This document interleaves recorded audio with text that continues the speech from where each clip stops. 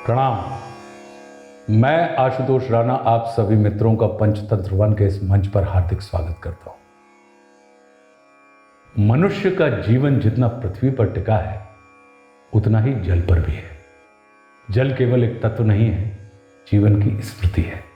वो हमारी नसों में बहता है, हमारी चेतना को आकार देता है और हमारी सभ्यता को दिशा देता है। और यदि जल की पवित्रता नष्ट हो जाए तो जीवन का संतुलन भी डगमगा जाता है। भारत की संस्कृति ने सत्य को बहुत गहराई से समझा है, इसलिए यहां जल को देवत्व दिया गया है और गंगा को जीवंतता का सर्वोच्च प्रतीक माना गया है। गंगा के नाम के साथ केवल धार्मिक आस्था नहीं जुड़ी, एक वैज्ञानिक चेतना भी जुड़ी हुई है। गंगा केवल नदी नहीं मानी गई, उनमें जीवन की शक्ति, पुनर्जन्म की क्षमता और शोधन की अनंत संभावनाएं देखी गई है। और यह समझ किसी पुस्तक से नहीं, उस अनुभव से आई है जो पीढ़ियों ने देखा और जिया है। गंगा की इसी अद्भुत ऊर्जा को समझने वाली एक ऐसी कथा जो गंगा के रूप, उनकी चेतना, उनके पृथ्वी पर अवतरण का अर्थ समझाती है। कहते हैं कि जब गंगा जी स्वर्ग में बहती थी तो उनकी निर्मलता, उनकी गति और उनका दिव्य तेज इतना अद्भुत था कि धीरे धीरे उनमें दर्द, एक मद उत्पन्न हो। वे सोचने लगी कि संसार में उनके समान कोई नहीं है। उसी समय पृथ्वी पर राजा भागीरथ अपने पूर्वजों के उद्धार के लिए तप कर रहे थे। उन्हें बताया गया था कि उनके वंश का उद्धार तब ही संभव होगा जब माँ गंगा धरती पर अवतरित होगी। भागीरथ माता गंगा के पास पहुंचे और प्रार्थना की, माँ पृथ्वी को अपनी कृपा से पवित्र करें। पर गंगा ने मुस्कुराकर कहा, राजन, मैं अगर पृथ्वी पर उतरूंगी तो अपने प्रचंड प्रवाह से संपूर्ण पृथ्वी को बहाकर ले जाऊंगी। मुझे धारण करने वाला कोई दिव्य हो तभी मैं अवतरित हो सकती हूं। उनके स्वर में दिव्यता थी पर साथ में अहंकार भी था। पर भागीरथ निराश नहीं हुए। उन्होंने देवादिदेव महादेव की तपस्या की। महादेव प्रकट हुए और बोले, मैं गंगा को धारण करूंगा। गंगा ने आकाश से छलांग लगाई, एक गर्जना के साथ, मानो अपनी महाशक्ति का प्रदर्शन कर रही हूं। पर जैसे ही वे महादेव शिव की जटाओं में पड़ी, सब एकदम शांत हो गया। उनका वेग रुक गया, उनका दर्प पिघल गया और गंगा समझ गई कि शक्ति तभी सुंदर होती है जब वो धैर्य में समर्पित हो। शिव ने धीरे से अपनी जटाएं खोली और गंगा को पृथ्वी पर बहने दिया। उनका मद करुणा में बदल गया और इस प्रकार मां गंगा का पृथ्वी पर अवतरण हुआ। जीवन देने वाली, शांति देने वाली, पुनर्जन्म देने वाली धारा के रूप में। ये कथा हमें बताती है कि गंगा केवल जल नहीं है, वे एक चेतना है। उनका स्वरूप स्थिर नहीं है, जीवंत है। उनकी पवित्रता एक अवस्था नहीं, एक निरंतर प्रक्रिया है। और यही कारण है कि भारत उन्हें मां कहता है, क्योंकि मां धारण भी करती है, शोधन भी करती है और जीवन को बार बार नया जन्म देती है। ये कथा एक सांस्कृतिक संकेत है, पर उसका वैज्ञानिक रहस्य आज भी उतना ही प्रासंगिक है। आज जब नदियां प्रदूषण से भर रही हैं, जब शहरों का कचरा नदियों में गिर रहा है, जब पानी के हर घूंट के साथ एक अनजाना खतरा हमारे भीतर प्रवेश कर रहा है, तब गंगा का यह जीवंत तंत्र समझना पहले से कहीं अधिक आवश्यक हो गया है। हमारा जल संकट केवल पर्यावरण का संकट नहीं है, मानव अस्तित्व का प्रश्न भी बन चुका है। देश के कई हिस्सों में, विशेषकर दिल्ली के भूजल में यूरेनियम की बढ़ती हुई मात्रा इसकी सबसे भयावह चेतावनी है। पानी केवल शरीर को प्रभावित नहीं करता, वो हमारी आनुवंशिक संरचना को भी बदल सकता है। और जहां डीएनए तक खतरे में हो, वहां जीवन की निरंतरता ही प्रश्न बन जाती है। लोग शुद्ध पानी की तलाश में आरओ की ओर भागे, लेकिन क्या आरओ का पानी वास्तव में जीवनदायी है?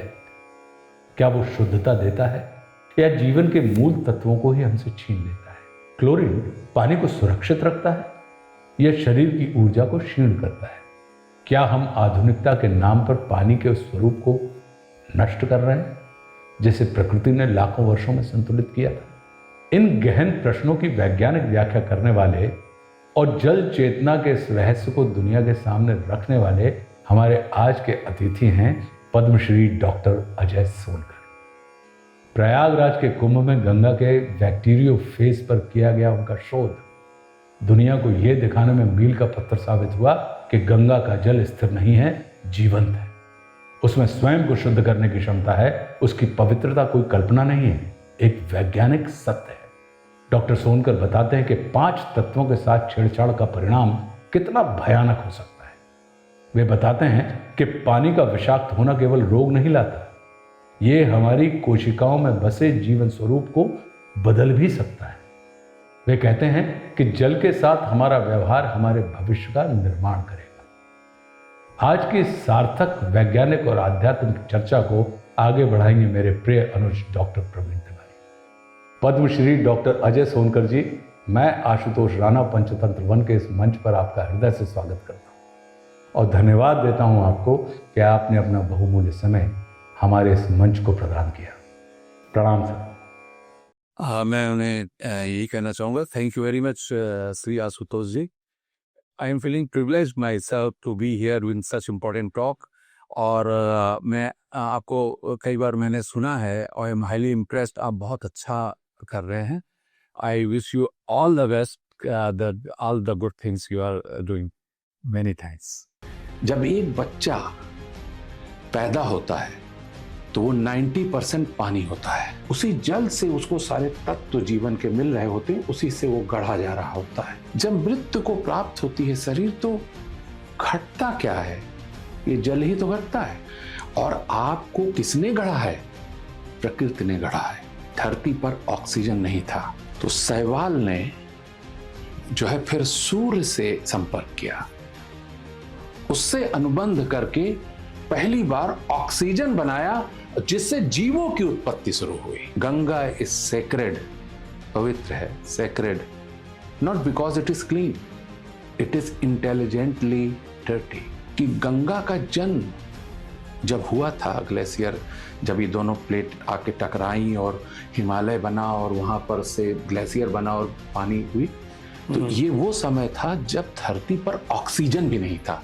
और गंगा लगातार उस डेटा को अपडेट करती है। कभी कोई नई चीज आ जाती है तो गंगा ध्यान से देखती है, ये कौन सा नया बैक्टीरिया आया, तो उसके हिसाब से एक नया बैक्टीरियोफेज उत्पन्न हो जाता है, म्यूटेट होके। पानी में यूरेनियम तक पाया जा रहा है। तो ये जो जहर घुलता जा रहा है नदियों में और नदियों के माध्यम से हम में, ये कितना खतरनाक है। फास्फेट जो फर्टिलाइजर्स यूज होते हैं, उससे जो है ये आया है। तो पद्मश्री डॉक्टर अजय सोनकर मेरे साथ मौजूद हैं।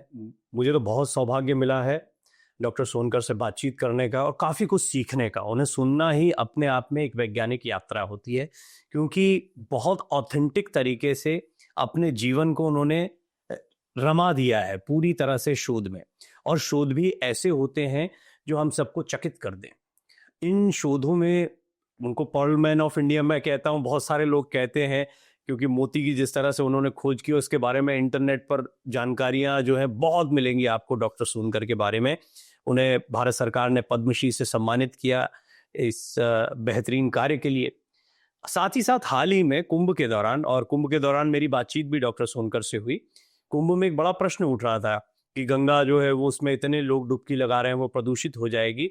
लेकिन डॉक्टर सोनकर ने शोध किया, अलग अलग जगह से सैंपल लिए। ये भी उनका फॉर्च्यून है कि वो संगम नगरी इलाहाबाद के ही मूल रूप से रहने वाले हैं और वहाँ पर वो जाते हैं हर कुंभ के समय पर। कुंभ की पुरानी यादें भी हैं, गंगा से उनका कनेक्शन भी है। तो उन्होंने रिसर्च की और उन्होंने बैक्टीरियोफेज के बारे में पूरे देश को, पूरी दुनिया को जागृत किया। इसको मुख्यमंत्री योगी आदित्यनाथ ने विधानसभा में रखा भी उनके शोध को, जिसकी काफ़ी चर्चा भी हुई। बहुत सारे विषय हैं। उनकी एक पुस्तक भी बहुत जल्दी आने वाली है, द रिवर दैट रिमेंबर्स, और ये टाइटल अपने आप में बहुत ही बेहतरीन है। लेकिन एक बहुत ही इम्पॉर्टेंट विषय, हमारे पानी में जहर घुला है, और जहर भी किस स्तर का, यूरेनियम। खबर ने हम सबको चौंका रखा है, हिला रखा है। जगह जगह आप देख रहे हैं कि माता बच्चों को स्तनपान करा रही है तो उस दूध में भी यूरेनियम पाया जा रहा है। जो पानी आप पी रहे हैं उसमें यूरेनियम पाया जा रहा है, और जो तयशुदा मात्रा है या जितनी परमिजिबल मात्रा है उससे कई गुना ज्यादा पाया जा रहा है। तो ये हमारे लिए कितना खतरनाक है, क्या समाधान है, बहुत सारे विषय हैं जिन पर बात करेंगे। डॉक्टर सोनकर, आपका मैं स्वागत करता हूं पंचतंत्र वन के इस मंच पर। हालांकि आशुतोष जी ने आपका स्वागत किया, पहले ही आपके विषय में जानकारी दी। मैं चाहूंगा कि सबसे पहले तो आप मुझे, ये बहुत ही दिलचस्प मुझे आपका टाइटल लगा, क्या गंगा नदी जो है वो सचमुच जीवंत है? वैसे जीवन के बारे में हम ऐसा ऐसा सोचते हैं, पशु पक्षी और हम ये भी जानते हैं कि वनस्पतियों में जीवन होता है, हम ये भी जानते हैं कि पेड़ों पहाड़ों की पूजा हम करते हैं, नदियों की पूजा करते हैं, लेकिन क्या सचमुच गंगा में जीवन है? इसको समझने के लिए आप ऐसे समझें कि जब जीवोत्पत्ति हुई, जीवों की उत्पत्ति हुई, तो वो जल में हुई, समुद्र में। बहुत तरह के अमीबा से शुरू हुआ, फिर मल्टी ऑर्गेनिज्म पैदा हुए, फिर धीरे धीरे इवॉल्व होते हुए बड़े जीव बने। तो किसी एक दिन रेंगते हुए एक जीव समुद्र से बाहर निकला, ठीक है, और वो धरती पे आ गया। उसके पहले वो जल में रहता था, ऑक्सीजन पानी से लेता था, जैसे आज भी मछलियां लेती हैं, भोजन उसका वहीं पर था। तो जब वो मछलियों को, जैसे आप जो है बाहर हैबिटेट नहीं कर सकते, लेकिन वो जब रेंगता हुआ जीव बाहर आया तो उसकी मुलाकात किससे हुई? उसकी मुलाकात सबसे पहले उस वातावरण से हुई जो हवा थी, और वो मिट्टी थी, सूर्य का प्रकाश था, और पेड़ पौधे थे। इनसे मिलते ही वो मरा नहीं कि एक अनयूजुअल जगह है उसके लिए, क्योंकि जल में उसका वातावरण दूसरा है। इन्होंने इसको, उस जीव को अडॉप्ट कर लिया, और उनमें आपस में अनुबंध हो गया। तुम्हारा जीवन और हम सब एक हैं, आत्मसात कर लिया। सारे अकोमोडेट किया उससे, सारे फैक्टर्स ने, हवा ने, मिट्टी ने, और धरती के जल ने, जिसे फ्रेश वाटर बोलते हैं, और सूर्य के प्रकाश ने, पेड़ पौधों ने उसको आत्मसात कर लिया अपने साथ, कि अब तुम मैं हो और मैं तुम हो। अब वो सांस लेने लगा उसी हवा को। अब बताइए, हर समय वो सांस उसके शरीर में जा रही है, उसका सारा भोजन उस मिट्टी में उग रहा है, सूर्य का प्रकाश उसकी सारी जैविक क्रियाओं को संचालित कर रहा है, तो वो उसका हिस्सा बन गया। अब आप इसको ध्यान से अगर देखेंगे तो उसके शरीर की जो बायोलॉजिकल एक्टिविटीज है उसी का एक्सटेंशन है ये, क्योंकि बिना ना हवा के ना जीवित रह सकता है, ना बिना जल के जीवित रह सकता है, ना मिट्टी के बगैर जीवित रह सकता है, ना सूर्य के प्रकाश के बगैर जीवित रह सकता है। उन सब को मिल करके उसका जीवन बनता है, कि वो क्या है, इन सब के साथ है, अलग नहीं है, ठीक है।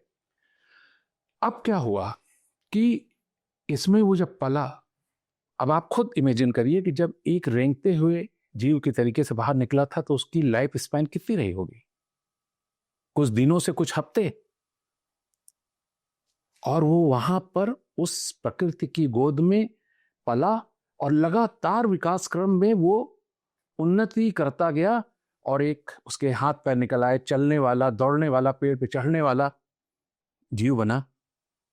और तरक्की करते करते एक दिन 100 साल की उम्र प्राप्त करते हुए एक मनुष्य की प्रजाति के रूप में 2 पैर से खड़ा हो गया। सेपियंस तैयार हो गया। एक 2 पैर पे खड़ा जीव मनुष्य के नाम से 100 साल की उम्र प्राप्त किया।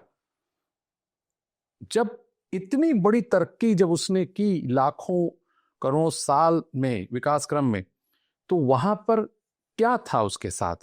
ये प्रकृति ही तो थी। प्रकृति क्या है? ये जल, ये हवा, ये पेड़ पौधे, और ये मिट्टी, ये सूर्य का प्रकाश, और जो प्रकृति के क्लॉक का इक्विलिब्रियम है, दिन और रात का, वो सब कुछ मिल करके उसने उसको गढ़ा। और ना सिर्फ गढ़ा, और उसको एक नया जीव और इतना शक्तिशाली शारीरिक और बौद्धिक रूप से बना दिया। और इन सब का अंश है उसमें। जब एक बच्चा पैदा होता है तो वो 90% पानी होता है, 90%। मां के गर्भ में एक एम्ब्रियो से वो विकास करके एक पूरा जीव बनता है। उसकी आंख, कान, नाक, स्किन, बाल, हड्डियां सब बनती हैं। तो वो आता कहां से है? वो लाइकर में होता है, जल में। उसी जल से उसको सारे तत्व जीवन के मिल रहे होते हैं, उसी से वो गढ़ा जा रहा होता है। यह है जल। सब कुछ जल ही है। आपको इतनी देर सुनने के बाद ऐसा एहसास हुआ कि जल ही है जिससे सब कुछ पैदा हुआ। हम भी जल ही हैं। आज भी जब आप सोचिए कि 90% जल होता है जब वो पैदा होता है, और जब जीवन का अंत हो रहा होता है किसी बीमारी के कारण नहीं, प्राकृतिक रूप से। जैसे आपकी प्राकृतिक रूप से मृत्यु क्या है? जैसे कि आपने कोई यात्रा शुरू की और आपका स्टेशन आ गया, आप उतर गए, तो इसका मतलब थोड़ा बीमार थे इसलिए उतर गए। भाई मेरा काम खत्म हो गया, मुझे वहां जाना था, मैं वहां पहुंच गया, उतर गया। तो आपकी जो 100 साल के आसपास की जो उम्र है उसको आपने पूरा किया, और उसके बाद वो ट्रेन से आप उतर गए। तो उस समय भी 50% पानी होता है शरीर में। जब मृत्यु को प्राप्त होती है शरीर, तो घटता क्या है? ये जल ही तो घटता है। आज आप जो बैठे हुए हैं, आपको जो मैं टेक्सचर आपका देख रहा हूं, जो है आपका लगभग 70% के आसपास पानी है आप, ठीक है? तो आप जल हैं। और आपको किसने गढ़ा है? प्रकृति ने गढ़ा है। अब जल में सारे जीवन के तत्व मौजूद हैं। आप मुझसे पूछिए कैसे? जल में जो जीवन के तत्व हैं वो कहां से आते हैं? वो आते हैं मिट्टी से। मिट्टी में कहां से आते हैं? कभी सोचा आपने? तो आपको जानना होगा कि मिट्टी है क्या। आप आश्चर्यचकित होंगे डॉक्टर प्रवीण कि मैंने बड़े वैज्ञानिकों से पूछा व्हाट इज सॉइल, तो किसी ने कहा कि वो पत्थर घिस करके आते हैं, ये नदियों से बह के आते हैं, वो होते हैं। मैं सरप्राइज था कि इनको पता ही नहीं कि मिट्टी क्या होता है। जब पृथ्वी एक पिंड जब सूरज से टूटकर अलग हुआ और करोड़ों अरबों साल में ठंडा हुआ, तो उसमें जो था, तो क्या उसमें मिट्टी भी थी? प्रश्न है नहीं। मिट्टी उसके ओरिजिनल पिंड का हिस्सा नहीं था, वो बाद में आया। तो कहां से आया?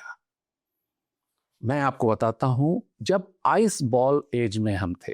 इंटरेस्टिंग है, सुनिएगा। देखिए मुझे पता है क्योंकि मैंने इलाहाबाद में सुना है, सर ने मुझे बताया था, लेकिन बहुत ही इंटरेस्टिंग है। जरूर सुनिए इसको। बताइए सर, मिट्टी क्या है? एक्चुअली जब आइस बॉल एज में पृथ्वी थी, चारों तरफ बर्फ जमी हुई थी, तो जगह जगह पर वॉल्केनोज इरप्ट हो रहे थे, ज्वालामुखी फूट रहे थे हर जगह। तो उसकी गर्मी से थोड़ी सी बर्फ पिघलती थी, लेकिन वो इतने लंबे समय तक नहीं होता था कि वो पिघल के जल हो जाए। तो वो लगातार करोड़ों साल तक इस तरीके से ज्वालामुखी फूट रहे थे। तो थोड़ा सा गर्म हुआ, और कहीं पर उस गर्मी का इस्तेमाल करके पहली बार शैवाल बना, जिसको एल्गी हम कहते हैं, वो बना। अब उसको सेटल होने के लिए कोई जगह चाहिए थी, तो वो वहां पर कुछ नहीं था। वो जो वॉल्केनोज जो फूट रहे थे, तो कई जगह पे लावा से निकले हुए जो चट्टाने थी, जिसे बेसाल्ट बोलते हैं, उस तरह की चट्टाने थी। तो वो वहां जाके उस चट्टान पर सेटल हो गया, और उसी से वो फिर वहां पर ग्रो करना शुरू किया उसने।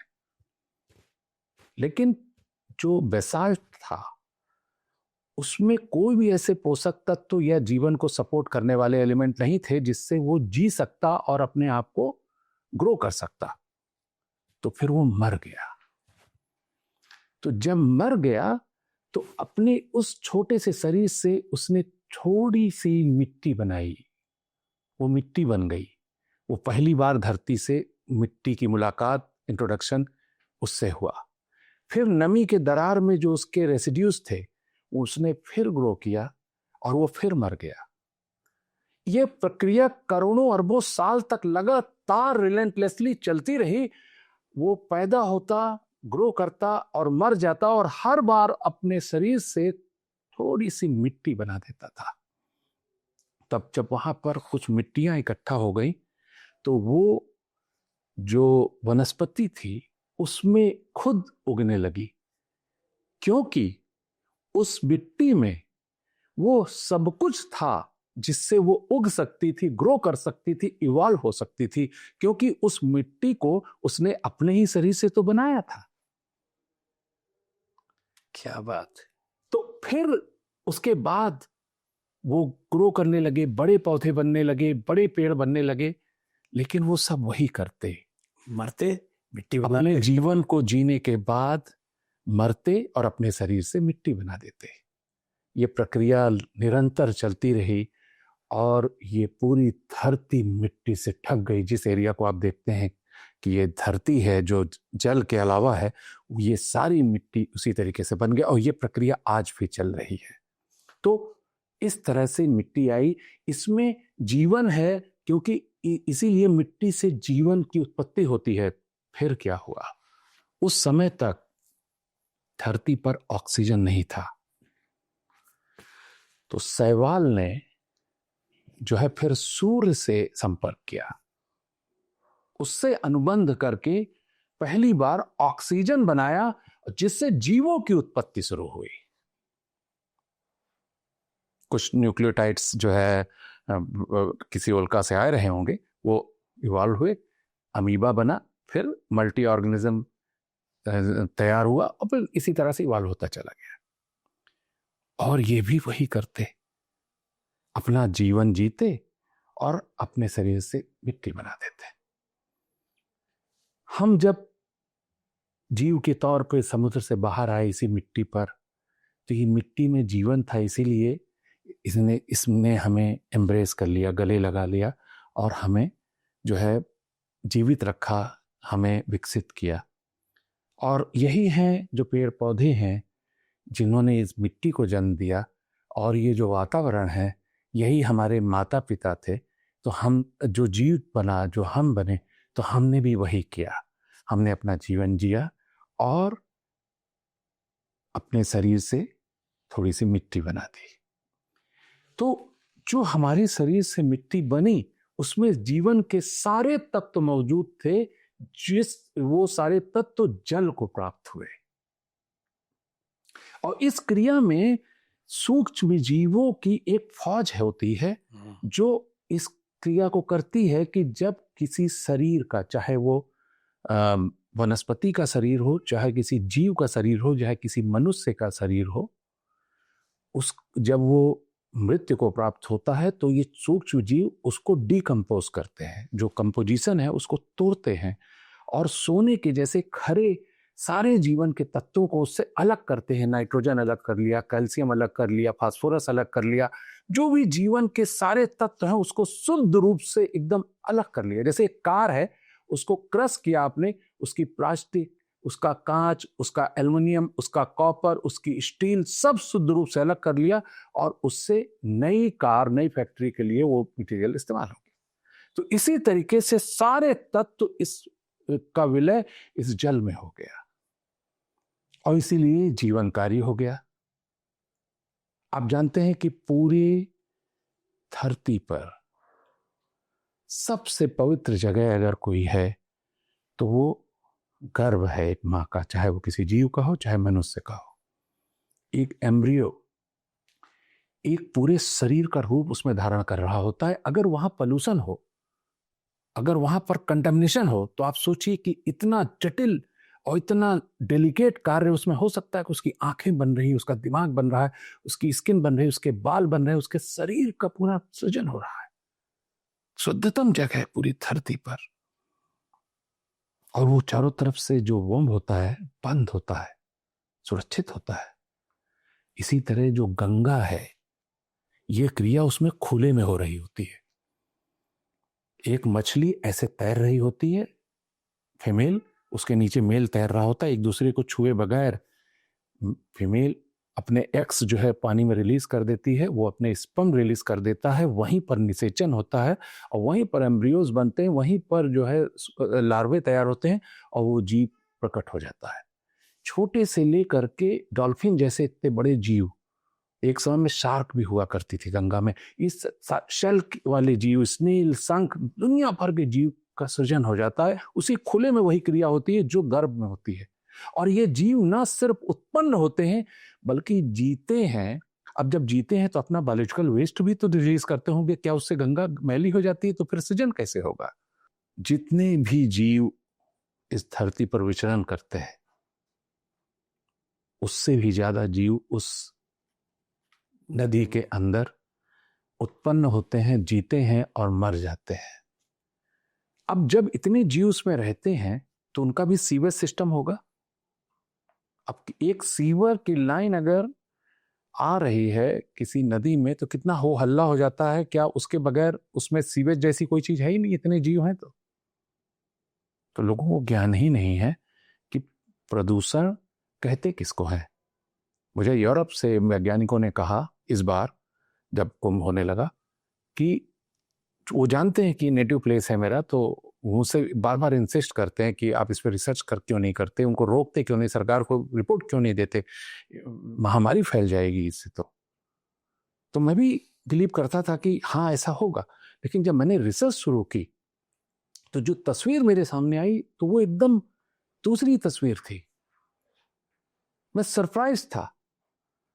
तो मैं अभी जब स्पेन में था तो मैंने उनसे कहा कि गंगा इज सेक्रेड, पवित्र है, sacred, not because it is clean but because it is intelligently dirty.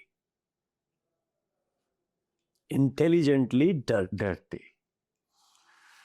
ये समझाइए ना, इंटेलिजेंटली डर्टी जो है, हाँ अच्छा फ्रेज है। अब चक्कर क्या है कि हम इंसानों के निगाह में व्हाट इज डर्ट, जैसे किसी ने कहा कि अरे बैक्टीरिया है तो आप कहे ओहो यार गंदा है, इसमें बैक्टीरिया होगी, कंटामिनेटेड है। आपको पता ही नहीं कि जो सूक्ष्म जीव है, हम बैक्टीरिया हमारी बिल्डिंग ब्लॉक है।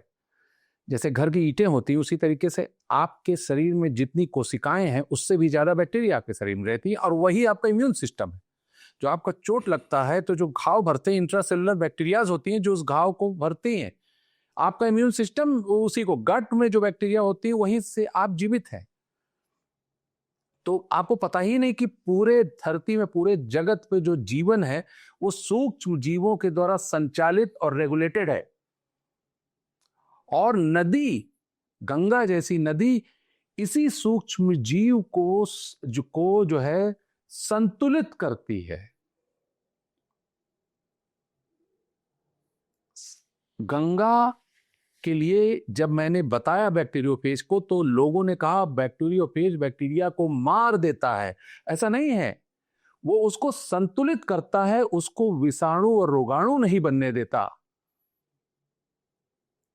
उस जो माइक्रोबायल इक्विलिब्रियम है उसको वो संतुलित करता है, उसको बैलेंस करता है।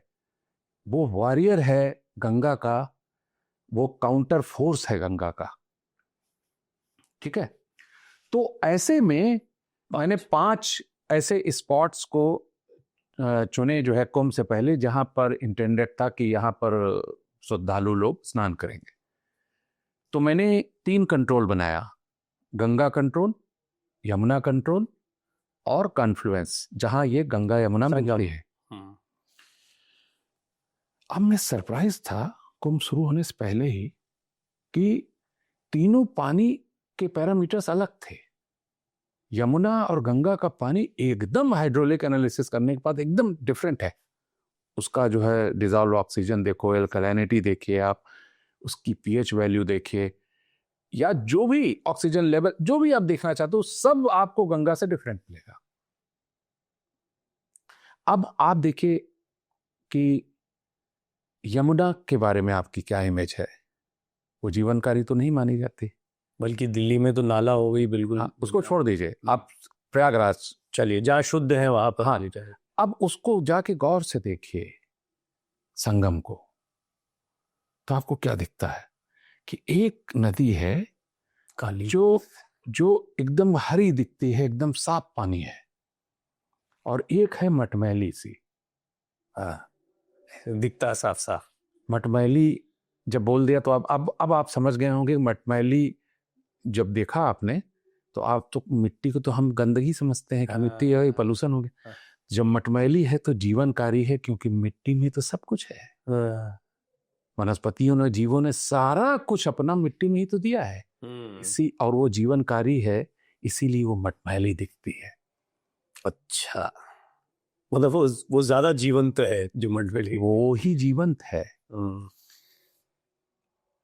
जब मैंने रिसर्च शुरू किया था तो मैं ढूंढ रहा था, तो मुझे एक रिसर्च पेपर मिला, मैं नाम नहीं लेना चाहता, एक अमेरिकन साइंटिस्ट थे, इस पे रिसर्च की हुई थी। तो उन्होंने जो ओरिजिन है गंगा का, गोमुख, जो ग्लेशियर का पानी पिघल करके वहां आता है, उस पानी के सैंपल को लिया और कहा कि इसके बैक्टीरियोफेज फ्लॉक ऐसे बनाया, और ये बहुत इफेक्टिवली उसने बैक्टीरिया को मार दिया।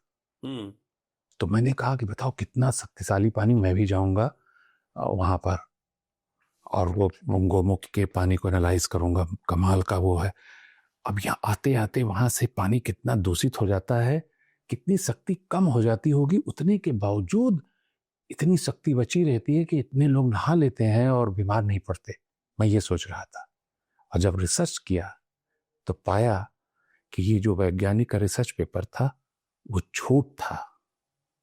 जो ग्लेशियर से पानी निकलता है गोमुख में, that is biologically dead water. उस टेम्परेचर में कोई बैक्टीरिया सर्वाइव ही नहीं कर सकती, तो बैक्टीरियोफेज कहां से आ गया उसमें? दिस इज द, देखिए, पानी की पवित्रता और उसकी शक्ति का जो मतलब है वो ये नहीं है कि वो उसके अंदर कोई जीवन ही नहीं है, तो वो बायोलॉजिकली डेड वाटर है, उसमें कुछ भी नहीं है। और जब वो वहां से नीचे उतरती है और मनुष्यों के शरीर के संपर्क में जैसे जैसे आती जाती है, उसके अंदर एक लाइब्रेरी बन जाती है, माइक्रोबियल लाइब्रेरी उसमें तैयार होती है कि पूरे धरती पर जो जीव हैं, सबके शरीर पे कौन कौन सी बैक्टीरिया पाई जाती हैं, सबका लेखा जोखा इस नदी में हो जाता है। इसीलिए मैंने कहा कि द रिवर दैट रिमेंबर्स, उस डेटा को वो संजो लेती है, और सिर्फ संजोती नहीं, वो काउंटर एक्शन भी करती है कि अगर किसी भी बैक्टीरिया का संतुलित मात्रा से वो बढ़ा तो उसके लिए बैक्टीरियोफेज, जितनी भी तरह की बैक्टीरिया शरीर में पाई जाती हैं, उतने तरह के उसने बैक्टीरियोफेज की डाइवर्सिटी अपने जल में उत्पन्न कर लिया है उसने। इसीलिए सबसे ज्यादा डाइवर्सिटी गंगा के पानी में जो है पाई जाती है बैक्टीरियोफेज की। 1100 प्रजातियां खोजी जा चुकी हैं और हजारों खोजी जानी बाकी हैं। ठीक है। अब गंगा खास क्यों है? आप सरप्राइज होंगे कि ये जो शक्ति है वो जल की है, मिट्टी की है। जहां से गंगा निकलती है लगभग वहीं से, उसी ग्लेशियर से यमुना निकलती है। लेकिन गंगा खास है, और गंगा इतनी खास है, जीवनकारी है, उसका रंग रूप अलग है, और यमुना इतनी फर्क क्यों है? इसकी वजह क्या है? अब आपको मैं एक छोटी सी बात धर्म की दुनिया में ले जाता हूं। क्या है गंगा? गंगा स्वर्ग से उतरी है। राजा भागीरथ अपनी पूर्वजों की राख को ठंडा करने के लिए प्रार्थना किए जाके कि धरती पे चलो, तो उनके प्रार्थना पे वो नीचे आई। उसमें इतना वेग था कि धरती संभाल नहीं सकती थी। तो जो हमारे यहां लॉर्ड ऑफ द लॉर्ड्स हैं, लॉर्ड्स जो देवों के देव हैं, जो भगवानों के भी भगवान हैं, लॉर्ड शिवा, महादेव, देवों के देव महादेव, उन्होंने अपने मेटेट लॉक में उनको ले लिया, कहा कि मेरी जटा में आ जाओ, मैं संभाल लूंगा। फिर थोड़ी सी जटा खोल दी कि उससे डिसेंड हो जाओ, जो है उस से इट इज डिसेंडिंग फ्रॉम। अब देखिए, एक तो स्वर्ग से उतरी है, दूसरा जो हमारे देवों को देव है उनकी जटा में से निकलती हैं, तीसरे जब कुंभ में पहुंचती तो वहां पे अमृत भी गिरा था, और वहां 2 नदियों का पवित्र संगम मिलता है।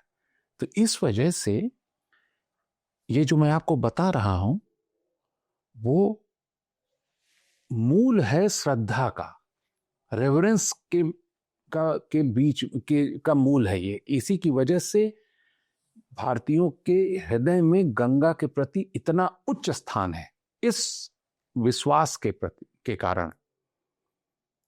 तो इसका परिणाम, इस रेवरेंस का परिणाम यह हुआ कि हर जगह गंगा पूजी जाने लगी, सबसे ज्यादा, क्योंकि और कोई नदी ऐसी नहीं है जो स्वर्ग से उतरी हो, जिसको शिव ने धारण किया हो। तो इस कारण से उसके प्रति जो श्रद्धा थी वो सारी नदियों से ऊपर थी। और हर जगह, बाकी नदियां रीजनल है कि वहां के लोग उसमें पूजा करते हैं, लेकिन ये जहां से निकलती हैं और जहां पर सुंदरबन डेल्टा में खत्म होती हैं, हर जगह पूजी जाती हैं, हर मौके पे पूजी जाती हैं, हर रिचुअल में पूजी जाती हैं, अनगिनत कारणों से पूजी जाती हैं, व्यक्तिगत कारणों से पूजी जाती हैं। हर कोई उसमें एक डिप करना चाहता है, जो नहीं कर पाता वो कह के जाता है मेरी हड्डी सरा देना इसमें। और पूजा का तरीका क्या है? सशरीर पानी में प्रवेश कर जाना। बीच में थोड़ा सा मैं आपको साइंटिफिक बताता हूं कि गंगा का जन्म जब हुआ था, ग्लेशियर जब ये दोनों प्लेट आके टकराई और हिमालय बना और वहां पर से ग्लेशियर बना और पानी हुई, तो ये वो समय था जब धरती पर ऑक्सीजन भी नहीं था, तो जीव भी नहीं था। तो कहां से राजा पैदा हो गया जो जाकर के जो है नदी को ले आए? उसके कभी धरती पर जीव की उत्पत्ति से अरबों साल पहले से गंगा यहां मौजूद है। यह है वैज्ञानिक सत्यता। लेकिन जो ये मान्यता है उसके कारण गंगा बन गई खास। और जो भारतीय है वो किसी भी हालत में गंगा में शरीर प्रवेश करना चाहता है, और खासकर संगम पे। अब संगम में का जो पानी है उसकी तुलना यदि हम ओरिजिन से करें, ग्लेशियर के पानी से, उधर गोमुख से, जहां वो भागीरथी के नाम से जानी जाती है, तो वो शून्य है उनके सामने। क्योंकि जो प्रयागराज के संगम का जो जल है वो बैटलफील्ड है। बैटलफील्ड क्यों है? हर जगह से, हर तरह के जलवायु से लोग वहां आते हैं। पता चला कोस्टल एरिया से आ रहे हैं, कोई हिमालय से आ रहा है, कोई जो है रेगिस्तान वाली जगह से आ रहा है, कोई ऐसी जगह से आ रहा है जहां सूखा पड़ा रहता है, पानी नहीं बरसता, एक ऐसी जगह से आ रहा है जहां पर पानी रुकता ही नहीं, बरसता ही रहता है, चेरापूंजी से चला रहा है। तो अलग अलग जलवायु में रहने वाले लोगों के जो शरीर पर जो बैक्टीरिया होती है, शरीर में होती है, वो डाइवर्स्ड होती है, अलग तरह की बैक्टीरिया होती है। मैंने यहाँ पर 13 तरह की बैक्टीरिया मुझे प्राप्त हुई जब मैं एनालाइज कर रहा था, जो मानव के शरीर में पाई जाती है। लेकिन अलग अलग जगह से आए हुए लोगों में वही बैक्टीरिया में थोड़ा सा म्यूटेशन था। जो कोस्टल एरिया, समुद्री इलाके से आ रहा है, जो सूखी जगह से आ रहा है, जो ऐसी जगह से आ रहा है, तो उसमें डाइवर्सिटी थी। तो उसी डाइवर्सिटी के बैक्टीरिया के हिसाब से वहां पर बैक्टीरियोफेज पाया मैंने कि जितनी तरह की बैक्टीरिया वहां पर इंट्रोड्यूस हो रही थी, जो सिग्नेचर बैक्टीरिया जो हर कोई अपने साथ अपने शरीर में ला रहा था, तो उतनी ही वैरायटी उसको काउंटर करने के लिए गंगा में मौजूद है। और वह इवॉल्व हुई है, हजारों साल से क्रिया चल रही है, और गंगा लगातार उस डेटा को अपडेट करती है। कभी कोई नई चीज आ जाती है तो गंगा ध्यान से देखती है ये कौन सा नया बैक्टीरिया आया, तो उसके हिसाब से एक नया बैक्टीरियोफेज उत्पन्न हो जाता है, म्यूटेट होके। आप ये सोचिए कि आप सीवर लाइन को देखिए, सीवेज सिस्टम। आपने कभी किसी शहर में ऐसा सीवेज सिस्टम देखा है कि वहां के अस्पताल के जो सीवेज सिस्टम्स हैं वो अलग हैं और लोगों के अलग हैं? सब एक ही में चला जाता है। अगर वो नदी में जा रहा है तो वो भी जा रहा है। तो जो हॉस्पिटल्स के जो सीवेज हैं उसके बायो वेस्ट में ड्रग्स हैं, एंटीबायोटिक्स हैं, वो भी जा रहे हैं वहां। तो जब एंटीबायोटिक्स हैं तो जब गंगा में पहुंची तो उसमें पहुंचा एंटीबायोटिक रेजिस्टेंट बैक्टीरिया, जिसको आप सुपरबग बोलते हैं, जो इस समय सबसे बड़ा सिरदर्द मेडिकल साइंस के लिए बना हुआ है पूरे संसार में, वो भी पहुंच गया। सूडोमोनास अरुगोनोसा को आइडेंटिफाई किया मैंने वहां पर संगम पे। तो मैंने कहा इसका क्या किया इसने, गंगा ने, क्योंकि इसके लिए तो इसको तो कोई भी बैक्टीरिया मार नहीं सकती, वो कोई एंटीबायोटिक। फेज पेरिडे मिला उसमें, एक नए तरह का बैक्टीरियोफेज जो एंटीबायोटिक रेजिस्टेंट बैक्टीरिया को भी मार देता है। तो मैंने कहा देखिए ये बैक्टीरिया जो एंटीबायोटिक रेजिस्टेंट है ये उत्पन्न हुआ हमारे शरीर में, और इसका तोड़, इसका काउंटर फोर्स हमारा इम्यून सिस्टम नहीं बना पाया, हमारा शरीर। लेकिन गंगा ने बना लिया। तो गंगा ने क्यों बनाया? क्योंकि गंगा में क्या बैक्टीरियल इन्फेक्शन होता है इस जल को, इसको जरूरत क्या थी बनाने की? जी। गंगा को जरूरत क्या थी कि वो बनाए?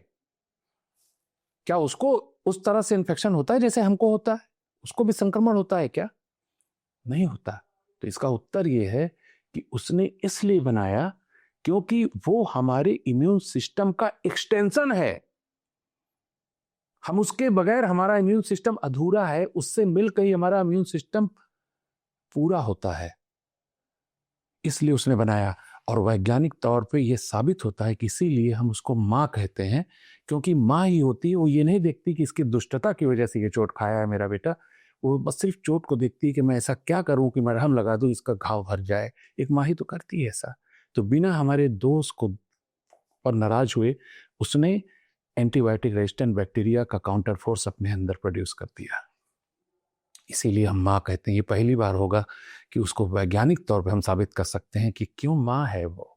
बाप रे, मतलब मुझे सचमुच में जैसे महाभारत सीरियल में माँ गंगा सामने खड़ी होती थी, थोड़ी देर में वो विराट स्वरूप दिखाई दे रहा है माँ गंगा का, जो एक माँ की भूमिका में भी है और अद्भुत चमत्कारिक गुणों से परिपूर्ण है माँ गंगा। आप बोलते बोलते आप भी भावुक हो जाते हैं कई बार माँ गंगा के बारे। मैं आपको बताऊं कि जब मैं गंगा के तट पर विचरण करता हूं तो मुझको हर बार ऐसा महसूस होता कि ये मुझसे कुछ कह रही हैं। तो मैं कहता कि मुझे नहीं समझ आया कि क्या कहा आपने, ये तो लगता है कि आप उससे कुछ कहना चाहते हो, जो भी कहना चाहते हो इसमें कह दो करके एक वाइल मैंने पानी उसमें से मैं उसी जगह से भर लेता था अपने लैब के लिए। और यकीन मानिए कि हर बार जब मैं उसको अपने लैब में एनालाइज करता था तो एक नई जानकारी मिलती थी।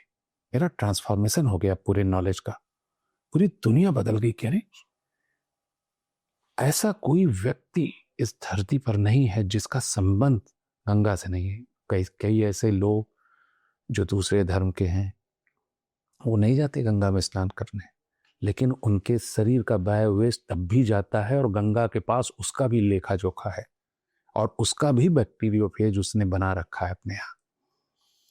आपको मैं बताऊं कि क्या होता है उस संगम पे, सोच के देखिए, और किसके द्वारा होता है। अब सवाल उठता है कि गंगा जो चमत्कारी है वो किस वजह से है। मैं एक वाटर समिट में मुझे इनवाइट किया गया था जो यूपी गवर्नमेंट और एक मीडिया हाउस के द्वारा जो है ऑर्गेनाइज की गई थी लखनऊ में। तो वहाँ पर जो सेक्रेटरीज थे इस डिपार्टमेंट के, उन्होंने रिवील किया कि जब वहाँ पर जो बेदिंग रिचुअल्स होते थे तो ये कहाँ कहाँ से पानी उसमें छोड़ते थे कि वो एडिक्वेट वाटर हो जाए कि लोग स्नान कर सकें, क्योंकि पानी का स्तर बहुत कम था। आपने देखा होगा बहुत से लोगों को पूरी तरह से डूब नहीं पा रहे थे, डुबकी नहीं लगाते, पानी का लेवल कम था।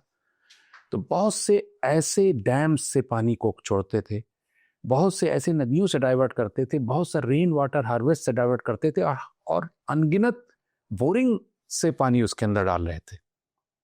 अब इसको आप उस दृष्टि से देखिए जिस दृष्टि से मैं देख रहा हूं कि भैया ये सारे पानी तो गंगा के पानी है ही नहीं। मूल उद्गम के अलावा भी आपने दूसरी जगहों का पानी, और न जाने कितनी ट्रिब्यूटरीज हैं, अलकनंदा से लेके जगह जगह पर वो नदियां उसमें मिल रही, कंट्रीब्यूट कर रही वाटर को। तो ओरिजिनल गंगा का वाटर कितना % है? तो इसका कुछ भी लेना देना इस बात से है ही नहीं कि जो ग्लेशियर से गोमुख से पानी निकल रहा है वो है भी कि नहीं उसके अंदर। ये जल की शक्ति है और जल की शक्ति को इस रूप में, चमत्कारिक रूप में प्रकट करने वाला मनुष्य का शरीर है जो अपने संपर्क में लगातार उस जल को लाता है और काउंटर रिएक्शन में जल ऐसा हो जाता है। अब देखिए बहुत आश्चर्यजनक बात प्रयागराज में जो ये दो नदियां हैं, गंगा और यमुना, अगर इसको ध्यान से देखें तो मोटा मोटी आपको दिखेगा कि करीब 20% पानी गंगा का दिखता है, 80% पानी यमुना का दिखता है। पानी यमुना का ज्यादा है, वो ज्यादा गहरा है और ज्यादा पानी है।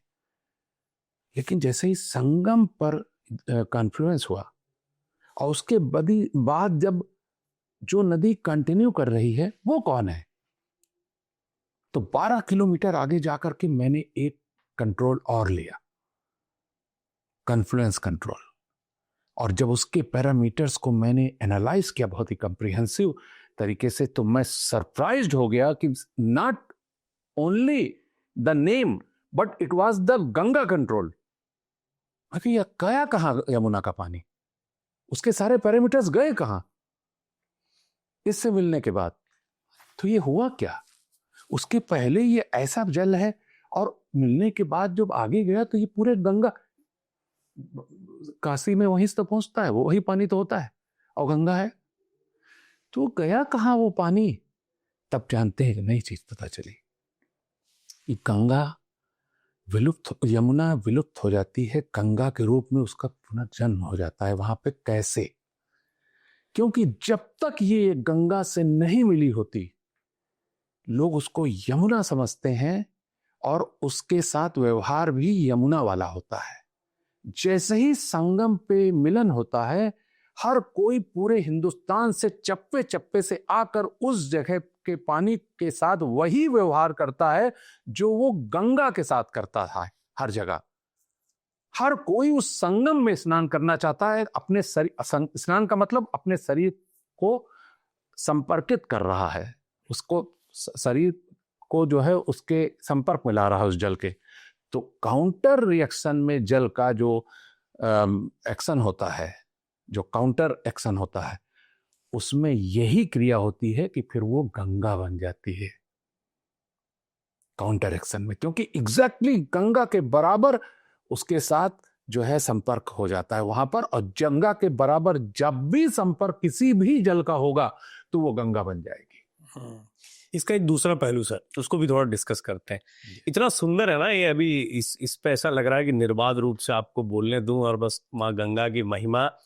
गंगा पुराण एक वैज्ञानिक के श्रीमुख से जो निकल सकती है ना, वो इससे अच्छी नहीं हो सकती जो मैं अभी सुन रहा हूँ। तब एक किसी भी पुराण का महत्व यही होता है कि उसके महात्म्य को रखा जाए, उस विषय के, उसके प्रति श्रद्धा जागृत की जाए। और आपके इस पॉडकास्ट को जो भी सुनेगा वो माँ गंगा क्यों माँ है, कैसे आपको बच्चा मानती है इसका एहसास होगा, कैसे जीवंत है और कैसे कभी मैली नहीं होती। लेकिन इसका दूसरा पहलू, अभी कुछ खबरें मैं पढ़ रहा हूँ, आपसे भी मुझे जानकारियां मिली कि पानी में यूरेनियम तक पाया जा रहा है।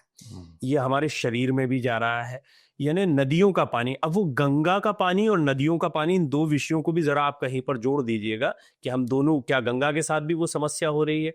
क्योंकि एक गंगा कानपुर में भी फिर जब होती है तो वहां के सैंपल को लेकर भी बहुत सवाल खड़े होते हैं।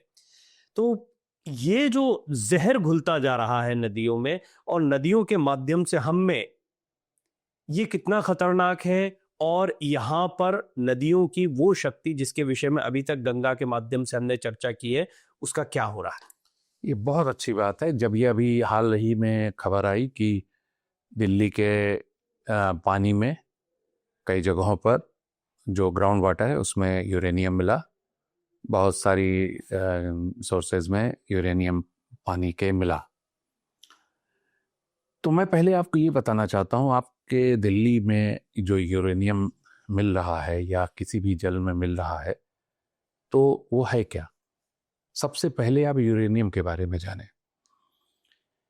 जब धरती पर, पूरी धरती पर वॉल्केनो इरप्शन हो रहा था, तो ये चीज आप जान लीजिए कि पूरी धरती पे हर जगह यूरेनियम है, जो आपके जल में है, आपके भोजन में, हर जगह से यूरेनियम जा रहा है। लेकिन वो बहुत ही कम मात्रा में होता है, लाइक 0.03 माइक्रोन, जो कि एक्सेप्टेबल है। WHO की जो एडवाइजरी है उसके अनुसार ये एक्सेप्टेबल और नॉर्मल मात्रा है। तो ये जल में रहती है। ये कहना कि जल में पाया गया है, ये पूरी तरह से सत्य खबर नहीं है। तो पहले से पाया तो जाएगा ही, लेकिन अभी जो खबर है वो ये है कि जो उसकी मात्रा है, उसकी जो कंसंट्रेशन है, वो कई गुना अधिक है। सामान्य से अधिक है।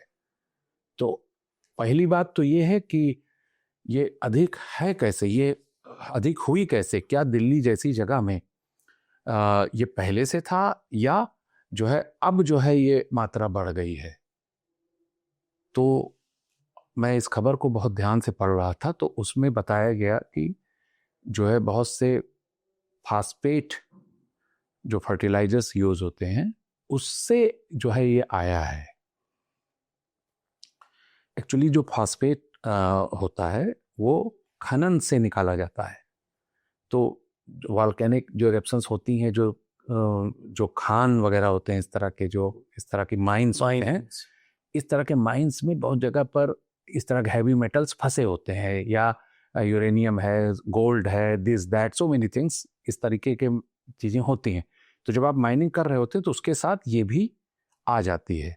तो अब प्रश्न ये उठता है कि जब आप इसको फर्टिलाइजर की तरह इस्तेमाल करते हैं तो क्या आप इसकी जांच नहीं करते कि इसकी मात्रा जो है तय मात्रा से ज़्यादा है, और उसको ज़्यादा पाएं तो आप उसका इस्तेमाल फर्टिलाइजर की तरह ना करें? ये तो एक नॉर्मल क्रिया ही होनी चाहिए। तो ये कैसे हुआ? तो मैं नहीं मानता कि ये रीजन है। आप जो है सरप्राइज्ड होंगे कि इस जो ये मात्रा, जो इसकी कंसंट्रेशन जो है दिल्ली के जल में बढ़ रही है, उसका वास्तव में असल कारण क्या है।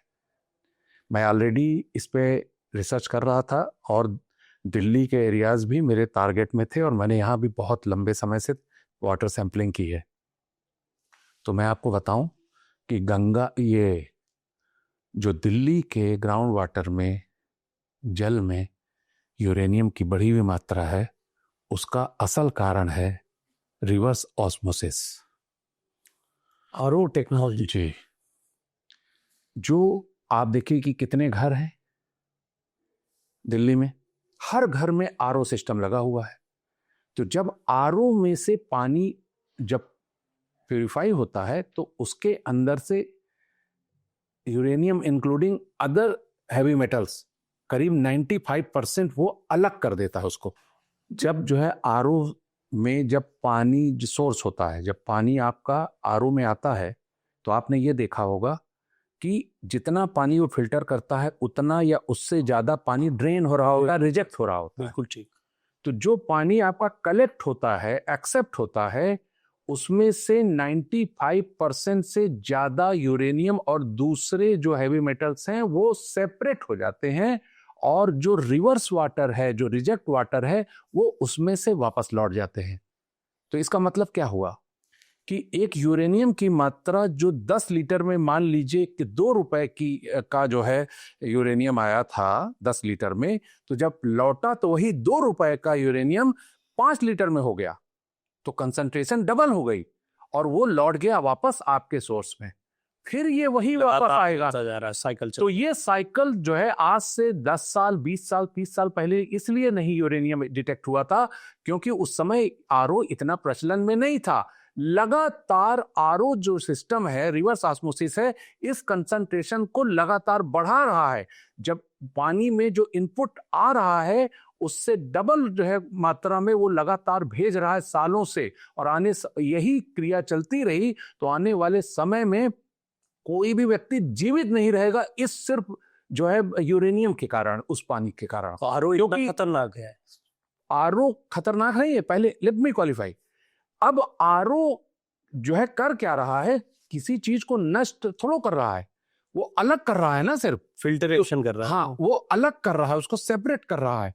तो जब यूरेनियम को सेपरेट करता है तो जो रिजेक्ट वाटर है जो वापस जा रहा है, वो जा कहाँ रहा है, वो आपके फिर से चार्ज कर रहा है, उस बोरवेल वाटर को, आपके ग्राउंड वाटर को फिर से चार्ज कर रहा है, और आपकी मिट्टी में जा रहा है, जिसमें से अन्न उत्पन्न हो रहा है, जिससे सब्जियां उग रही है, जिससे प्लांट्स हो रहे हैं। तो उनके अंदर भी ये यूरेनियम पहुंच रहा है, जिसकी वजह से लोगों के खून में यूरेनियम पहुंच रहा है, और उसी की वजह से आपको ब्रेस्ट मिल्क में यूरेनियम मिला है। माँ स्तनपान करा रही है, बिहार से खबर आई है, उस दूध में भी यूरेनियम पाया जा रहा है।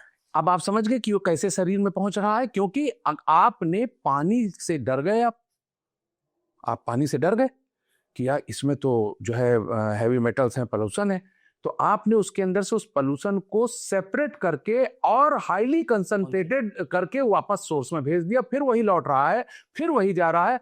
और पानी तो आप सेपरेट कर लेते हो हर बार, लेकिन जो वापस पानी रिजेक्ट होकर लौट रहा है वो आपके सोर्स में जा रहा है, आपके एग्रीकल्चर लैंड में जा रहा है, जिसमें से जो फल सब्जियां और आपका भोजन जो है उत्पन्न हो रहा है वो कंटामिनेटेड है, और वो आपके लौटता है तो आपके खाने की प्लेट में लौट रहा है।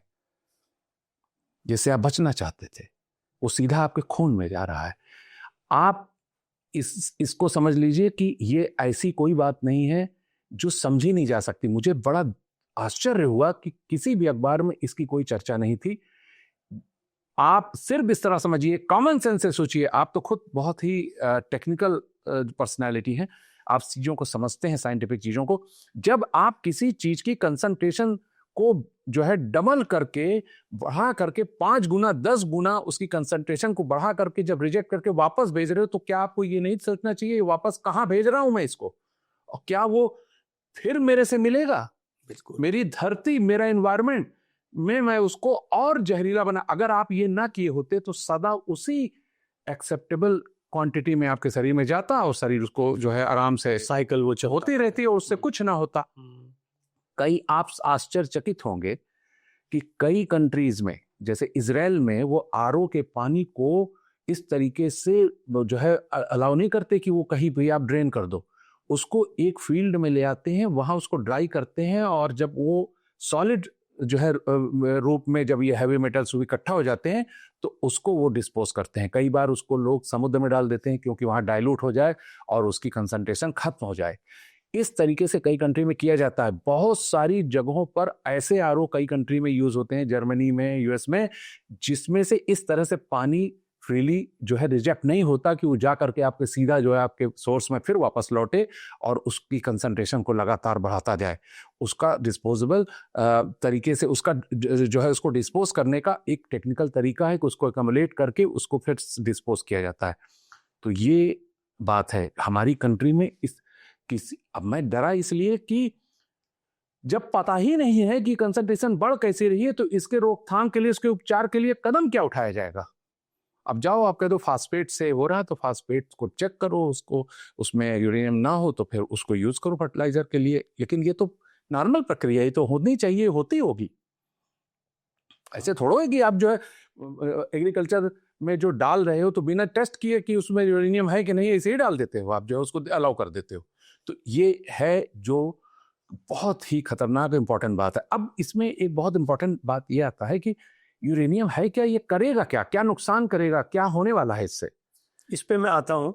मेरा जो एक बीच का सवाल था जी, क्योंकि इससे बहुत सारे लोग जो आरओ घर में इस्तेमाल कर रहे हैं, और क्योंकि मैं इस फील्ड से थोड़ा सा जुड़ा रहा, इसके विषय में जानता भी हूँ, हम आरओ टेक्नोलॉजी को ओवरऑल कैसा माने कि क्या ये घातक टेक्नोलॉजी है, और इसको हमें हम पहले कपड़े से छानते थे, फिटकरी का इस्तेमाल करते थे, कई अन्य माध्यमों का इस्तेमाल, वो पानी बेहतर था, या आज आरओ जिसको हम सेफ समझ रहे हैं वो बेहतर है?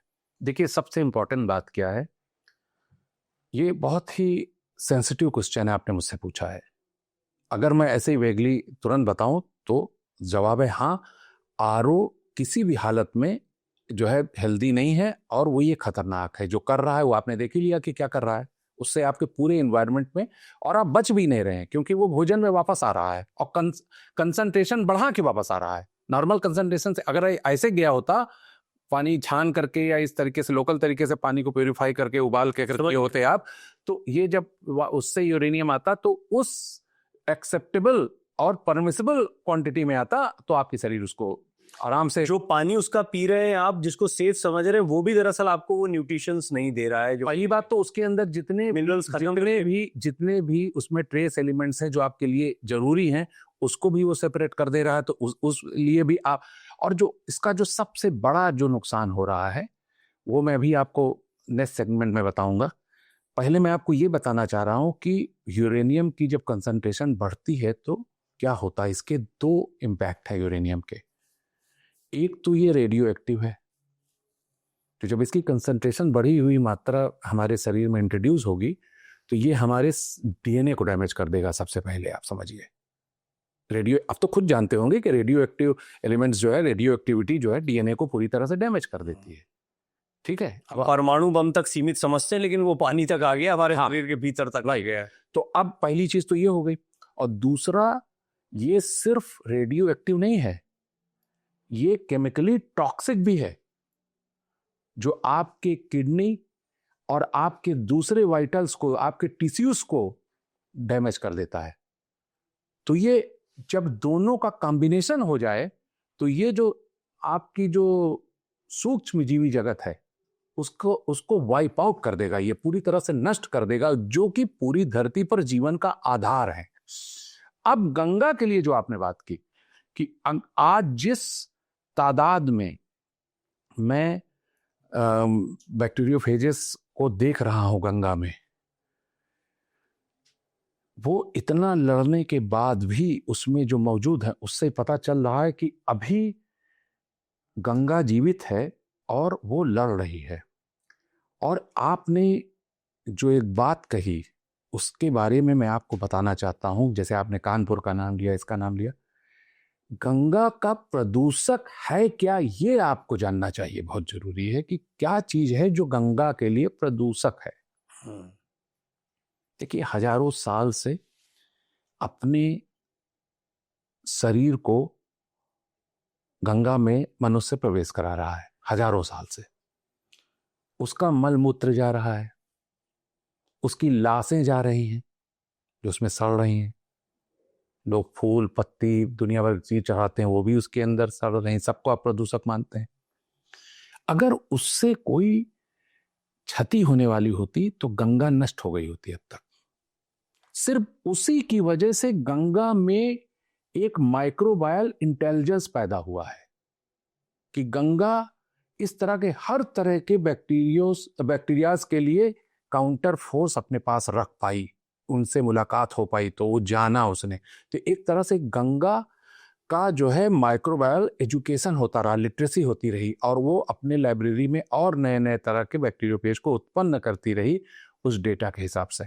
अगर गंगा का आप रिसर्च करें गंगा के बैक्टीरियोफेज पे, तो आप हजारों साल का जो मनुष्य का जो विकास क्रम में होने वाले जो शरीर में बदलाव होते आए हैं, उसका लेखा जोखा आपको उसमें मिल जाएगा कि किस तरीके से बैक्टीरियोफेज में बदलाव होते गए उसी के अकॉर्डिंग। अब क्या है कि बैक्टीरियोफेज है, जैसे आप पानी को, आपने एसटीपी देखी होगी, जी, सीवेज ट्रीटमेंट प्लांट, राइट। आपने क्या देखा उसमें? वो पानी, सीवेज के पानी को गंगा में जाने से पहले उस फिल्टर ट्रीट करते हैं। जी, ट्रीट करते हैं। ट्रीट किस चीज से करते हैं? फिल्टर्स से। ट्रीट किस चीज से करते हैं? तो जवाब है कि वो फिल्ट्रेशन एक, वो उसकी डेब्रिस को हटाने के लिए होता है। वो कोई बड़ी बात नहीं, डेब्रिस से कोई खतरा नहीं है। उसको वो ट्रीट करते हैं जो है क्लोरीन से। क्या? जो क्लोरीन है वो ह्यूमन बॉडी के लिए भी घातक है। क्लोरीन जो होती है, जो हमारे बॉडी के फ्लूइड से रिएक्ट करके बहुत ही हार्श जो है एसिड बनाती है, जो हमारे सेल्स को डैमेज कर सकता है। तो ह्यूमन के लिए भी या किसी भी जीव के लिए सेफ नहीं, पहली बात। दूसरी बात, जब क्लोरीन बहुत मात्रा में जो है किसी भी जल में पहुंच जाएगा, नदी में पहुंच जाएगा, तो ये जो है जो वहाँ की जो बैक्टीरियाज हैं उसकी हाइड्रोफोबिक जो डोमेन है उसको वो ये एलिवेट कर देता है। इसके कारण बैक्टीरियोफेज उस बैक्टीरिया पे अटैच ही नहीं हो सकता, उसको टच ही नहीं कर सकता, उसके हाइड्रोफोबिक डोमेन एलिवेट होने के कारण। तो उसको टच ही जब नहीं कर पाएगा तो बैक्टीरियोफेज उसको मार ही नहीं पाएगा, उसको इन्फेक्ट ही नहीं कर पाएगा। बैक्टीरियोफेज वास्तव में क्या करता है कि बैक्टीरिया से करीब 50 गुना छोटा होता है बैक्टीरियोफेज। वो जाकर के इसके बॉडी से अटैच हो जाता है, उसके स्किन से, उसके रिसेप्टर से, जो प्रोटीन रिसेप्टर होती है बैक्टीरियोफेज, उस पर अटैच होता है और अपना उसके साइटोप्लाज्म में डबल स्टैंडर्ड डीएनए इंजेक्ट कर देता है और उसका आरएनए हैक हो जाता है और वो सब कुछ छोड़ करके उस बैक्टीरियोफेज की कॉपी बनाने लगता है। और जब उसमें सैकड़ों की तादाद में जब बैक्टीरियोफेज की कॉपी बन जाती है तो वो बैक्टीरिया लाइस हो जाता है, बस्ट हो जाता है, तो उसमें इतनी जगह तो होती नहीं, तो बस्ट हो जाता है और उसमें इस क्रिया में वो मारा जाता है, और जो उसमें से सैकड़ों बैक्टीरियोफेज निकलते हैं वो दूसरे बैक्टीरियाज को इन्फेक्ट करने चले जाते हैं। तो इस तरीके से वो पूरा संतुलन जो है बनाए रखता है जल में। लेकिन जो केमिकल का इस्तेमाल हम करते हैं, जो तरह तरह का, जैसे आपने कानपुर का नाम लिया, जो इंडस्ट्रियल केमिकल्स कंपाउंड्स जो गंगा में पहुंच रहे हैं वो बैक्टीरियोफेज को मार रहे हैं। और अगर ये यूरेनियम बहुत ही कंसंट्रेटेड जो है अमाउंट में इस तरह की नदियों में पहुंच जाएगा तो जितने भी सूक्ष्म जीव हैं वो मारे जाएंगे। ये जो बैक्टीरिया, खासकर इसकी जो वो है स्किन है, जो उसकी आउटर लेयर है, वो रप्चर हो जाएगी, वो सब खत्म हो जाएंगे, तो फिर बैक्टीरियोफेज भी नहीं रहेगा और गंगा की जो चमत्कारिक शक्ति है उसका अंत हो जाएगा। इसी से गंगा की मृत्यु हो जाएगी। तो जो मेथड हमने अपनाया हुआ है, गंगा का प्रदूषक सिर्फ और सिर्फ केमिकल कंपाउंड है जो उसको उसमें जाने से हमें रोकना चाहिए, उसी से गंगा की मृत्यु होगी। जब कई जल मैंने लिया तो मुझे लगा इस जल में क्या है ऐसा कि मुझे बार बार प्रेरणा मिल रही कि इस जल को एनालाइज करो, तो मैंने उसमें पाया कि उसमें क्लोरीन था, और जहां क्लोरीन होगा वहां पर बैक्टीरिया जो है गंगा की सेल्फ क्लीनिंग प्रॉपर्टी जो होगी वो कंप्रोमाइज हो जाएगी। माय गॉड, जिन चीजों को हम सोचते हैं कि पानी को साफ करने के लिए है, दरअसल वो पानी को खत्म कर रहा है। जी, जैसे कि किसी व्यक्ति के शरीर पे मच्छर ढेर सारे बैठे हों तो आप उसके ऊपर तेजाब डाल दीजिए कि मच्छर मारे जाए, आप ये चीज कर रहे हैं। माय गॉड, आरओ, क्लोरीन, आप सोच रहे हैं स्विमिंग पूल में हम देखते हैं क्लोरीन भर भर के डाल देते हैं और लोग उसमें खूब नहा रहे हैं, सोच रहे हैं साफ पानी हो गया, वो खतरनाक है। आप ये सिर्फ समझ लीजिए कि हमारे जीवन का, इस धरती पर जीवन का जो आधार है वो सूक्ष्म जीवी जगत है। ऐसा कोई केमिकल कंपाउंड जो सूक्ष्म जीवों को मार रहा है वो हमें मार रहा है। हमारा जीवन सुरक्षित नहीं है, वो हमारे जीवन के आधार को नष्ट कर रहा है, हम खत्म हो जाएंगे। भारतीय परंपराओं के अनुरूप डॉक्टर साहब आपसे मेरी कई बार बात होती है, क्योंकि मैं जानता हूं धर्म को, आध्यात्म को देखने का भी आपका एक नजरिया है, क्योंकि आपकी एक पृष्ठभूमि है। माँ गंगा के प्रति आपका समर्पण हम सबने देखा है, लेकिन एक अलग अंदाज में, एक वैज्ञानिक नजरिए से। ठीक फूल पत्ती चढ़ाने तक सीमित नहीं है आप उसकी गहराई में उस सूक्ष्म जगत को भी देख पा रहे हैं जिसको सामान्य लोग नहीं देख पाते। क्या हमारी जो परंपराएं हैं, सनातन पद्धतियां हैं, वो जो प्रकृति से तालमेल की दिखाई दे, वो अब सिर्फ ढकोसले तक सीमित रह गई हैं, दिखावे तक सीमित रह गई हैं, या आप देख रहे हैं कि उसका अनुपालन कुछ हद तक हो रहा है जिससे शायद चीजें बची हुई हो? देखिए, गंगा जो जीवित है अब तक गंगा को मर जाना चाहिए था। जैसे अमेजन देखिए मर गई, वजह क्या थी? बहुत सारे फैक्टर्स थे वहां पर। कुछ आजकल चर्चा है, आपने सुना होगा, रोड बन रही है जो बहुत समय से उसको लोगों ने रोक रखा था एनवायरनमेंट इश्यूज को के जो है बैकग्राउंड में, अब वो बनाई जा रही है फोर्सफुली। तो जैसे ही बनाई गई तो वैज्ञानिकों की टीम जब वहां पहुंची तो उस पानी में, उस रोड सिर्फ बनाए जाने के कारण, प्रक्रिया के कारण, उसके अंदर एंथ्रेक्स और बहुत सारे प्लेग के जो है वायरस मिले। बहुत खतरनाक। तो रिपोर्ट भी सबमिट की है कि ये बहुत खतरनाक है, ये एक महामारी का रूप लेगी। दूसरा, वहां पर क्या है कि वहां खनन होता है सोने के लिए, सोने की खान है उस अमेजन में, उसके रिवर में। तो जब उसका जो ओर होता है, जब कलेक्ट किया जाता है, तो ओर को डिसइंटीग्रेट करने के लिए, सेपरेट करने के लिए गोल्ड उसमें से, उसमें पारा, मरकरी और जो है साइनाइड इस्तेमाल किया जाता है। आज की तारीख में पूरे अमेजन रिवर में जो तय मात्रा है मरकरी की, उससे 5 गुना 10 गुना जो है ज्यादा मरकरी उसमें आ गई है, वो जहरीली हो चुकी है पूरी तरह से। उसमें और भी दूसरे खतरनाक केमिकल कंपाउंड्स बहुत बढ़ गए हैं सिर्फ इसकी वजह से। तो जो मनुष्य है अपने ग्रीड के कारण, लालच के कारण पूरी तरीके से हमारे अब जीवन के आधार को नष्ट कर रहा है। तो सोचिए कि 6000 किलोमीटर लंबी नदी है ये अमेजन, जो पूरी तरीके से मर चुकी है, जहरीली हो चुकी है। आज अब देखिए, आज जो गंगा के साथ हो रहा है जगह जगह पर, आप उसको ट्रांसपोर्ट के लिए भी इस्तेमाल करना चाहते हैं कि अब उसमें वो फॉसिल फ्यूल भी गिरेगा, कि उसमें से जो है शिप चलेगी, मोटर ऑपरेटेड जो है पेट्रोल डीजल गिरेगा, दुनिया भर की चीज़ें, आप you can understand what I mean to say. तो वो कंटेमिनेशन भी एक ऐड कर रहे हैं आप। और उसकी जो शोर होगा जो उनके इंजन का, उस देखिए जीव जो जितने भी होते हैं वो सोनार सिस्टम इस्तेमाल करते हैं। पानी के जल के जीव जितने हैं जो नेविगेट करने के लिए, भोजन करने के लिए, अपने हैबिटेट को पहचानने के लिए सोनार सिस्टम। तो जो आपने शोर पैदा किया हुआ है इंजन का वो उसको डिसरप्ट कर देती है। उसकी वजह से वो जो है इधर उधर माइग्रेट हो जाते हैं, भोजन ही नहीं कर पाते हैं और अधिकतर तो बहरे हो जाते हैं उस शोर की वजह से जो आपने क्रिएट कर रखा है। अगर हम उनका कॉकलिया चेक करेंगे किसी भी जीव का तो आपको डैमेज मिलेगा, लगेगा कि ये डीफ हो चुका, ये बहरा हो गया है। तो ये तरह तरह से बहुत तरह से आपने असॉल्ट कर रखा है, लेकिन फिर भी अभी तक गंगा जीवित है। वो पुकार कर रही है, वो बता रही है कि समय करीब है और जब गंगा नहीं होगी तो जीवन भी नहीं होगा। आप ये समझिए कि लगातार गंगा स्ट्रगल कर रही है और गंगा जीवित क्यों है अब तक इतना ज्यादा उसमें कंटामिनेशन होने के बावजूद? ये सिर्फ श्रद्धा जो मनुष्य का है, जो लगातार वो अपने बॉडी के संपर्क में गंगा के जल को ला रहा है, उसके वजह से उसमें जो काउंटर रिएक्शंस हो रहे हैं उसकी वजह से गंगा का जीवन चल रहा है। पत्थर बांध के तैर रही है लेकिन वो तैर पा रही है सिर्फ मनुष्यों की जो रेवरेंस के कारण, जो लगातार अपने शरीर का संपर्क ला रहा है, उससे जीवन फिर से जो है उसके अंदर प्रफुल्लित हो जाता है। तो उसी की वजह से वो अभी तक जीवित है। और सबसे हमारे लिए बड़ी बात यह है कि अभी गंगा है। जो जिस तरह से हम जो है अंधों की तरीके से जहर फैला रहे हैं पूरे वातावरण में, अभी कोविड आया, आप कोविड को क्या समझते हैं? वो बहुत पॉजिटिव सा बहुत बड़ी बात, हमारा बहुत बड़ा मुखौटा उतार के गया है, हमें बहुत बड़े रहस्य का उद्घाटन करके गया, रहस्योद्घाटन करके गया है। मैं अपने रिसर्च में मैंने एक फाइंडिंग की जो मैंने लिखी अपने बुक में।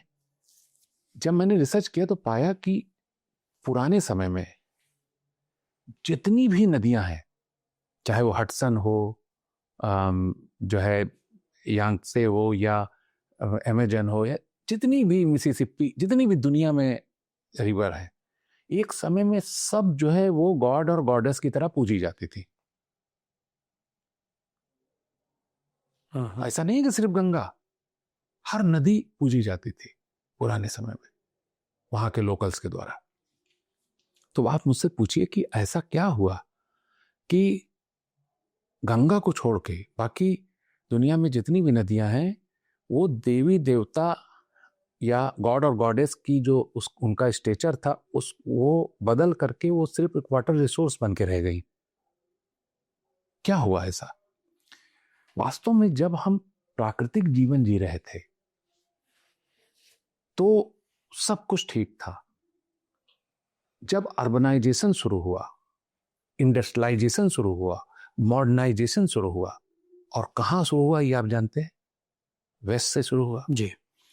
तो जब ये शुरू हुआ तो शुरू में ये कहा गया कि कन्वीनियंस के लिए, डेवलपमेंट के लिए हमको कुछ कीमत प्रकृति के साथ चुकानी पड़ेगी। तो वो कीमत क्या थी? आपके chemical compounds, industrial chemical compounds और जैसे क्लोरीन या दूसरे जितने भी केमिकल कंपाउंड्स हैं जो इंडस्ट्रियल हैं, वो सब पानी में पहुंचने लगे। आपने मिट्टी के अंदर पेस्टिसाइड डाला, कीटनाशक डाला, वो जहरीली मिट्टी को कर दिया। हवा को प्रदूषित कर दिया धुएं से, जिसमें जो है कार्बन मोनोऑक्साइड, जो है कार्बन डाइऑक्साइड और दुनिया भर की जहरीली गैसेस आपने उसमें उत्पन्न कर दी। तो आप जो कर रहे थे डेवलपमेंट के नाम पे, तो आप जान रहे थे इसको कि क्या हो रहा है, तो आप डर गए। तो अब वो आपके लिए गॉड और गॉडेस नहीं रही नदी, वो एक वाटर मैनेजमेंट हो गई, एक पोल्यूटेड वाटर हो गई, एक मैनेजमेंट का विषय बन गई। वो श्रद्धा का विषय नहीं रही, एक मैनेजमेंट का विषय हो गई। तो आपने क्या किया? अपने घर में उस हवा से बचने के लिए एयर फिल्टर लगा लिया। फिर उस जल से अपने आप को सुरक्षित रखने के लिए, उसके कंटामिनेशन से बचने के लिए आपने आरओ लगा लिया और आपने एयर कंडीशनर लगा लिया और आपने डिटर्जेंट और सैनिटाइजर रख लिया कि अगर मिट्टी लग जाए तो इससे तुरंत अपने आप सैनिटाइज कर लो, साफ कर लो। तो इससे क्या हुआ कि आपने एक हाइपर सैनिटाइज्ड लाइफस्टाइल जो है पैरेलली नेचर के क्रिएट कर दी। अभी सुनने वाले कई हिल जाएंगे। इससे क्या हुआ, सुनिए सुनिए, इससे क्या हुआ, एक नया नाम दिया है मैंने इसको। पूरी दुनिया में बहुत सारे वैज्ञानिक कहते हैं कि ये नाम सिर्फ डॉक्टर ए सोनकर ने दिया है, ये नाम हमने पहली बार सुना है। मैंने नाम दिया है कि इसको कहा मैंने माइक्रोबियल एमनीसिया। अब जब आप प्रकृति से जो है कनेक्ट होकर एक हाइपर सैनिटाइज्ड लाइफस्टाइल जीने लगे, तो अब मार्केट में यानी प्रकृति में कौन सा नया माइक्रोबायोम आया, कौन सा नया सूक्ष्म जीव आया, उससे आपकी जो इम्यून सिस्टम की जो एजुकेशन थी उससे आप डिप्राइव हो गए, वंचित हैं आप उससे। अब क्या है, आपकी शरीर अपडेट नहीं हो रही। जैसे आपका डिजिटल डिवाइस है, उसमें सॉफ्टवेयर पैच आता है ना अपडेट का। जब आप प्रकृति के साथ रहते हैं तो टाइम टू टाइम नया कौन सा सूक्ष्म जीव आया, तो आपका शरीर एक नेचुरली वैक्सीनेट हो रहा होता है, आपकी शरीर जान रही होती है, आपका इम्यून सिस्टम कि अब नया क्या आया, उसका जो है एंटीबॉडी बना रही होती शरीर, लगातार ये क्रिया होती। इससे आप वंचित हो गए। तो जब कोविड आया तो वो कंट्रीज जो पूरी दुनिया में मेडिकल साइंस में अग्रणी थी, मोस्ट एडवांस थी, वहां पर लाशों का अंबार लग गया और सबसे ज्यादा मौतें वहीं हुई जहां पे ये सारी कृत्रिम चीजें सारी, जहां पर सबसे एडवांस मेडिकल फैसिलिटीज थी, वो उस मौतों को कंट्रोल नहीं कर पाए। क्योंकि जब उस वायरस से इनके शरीर में इंट्रोडक्शन हुआ, उससे मुलाकात हुई, तो इससे पहले कि शरीर समझता कि ये है कौन और उसके लिए जो है प्रतिक्रिया देता, वो मारे गए। दूसरी तरफ वो बांग्लादेश, बर्मा, ये जो छोटे छोटे गरीब देश थे जो मिट्टी में खेलते थे, नदी में नहाते थे, वो करते थे, कोविड उनको छू ही नहीं पाया। उनको तो छोड़ दो आप लॉकडाउन होता था, आप मास्क लगा करके रहते थे, हम इतनी सुरक्षा में रहते थे।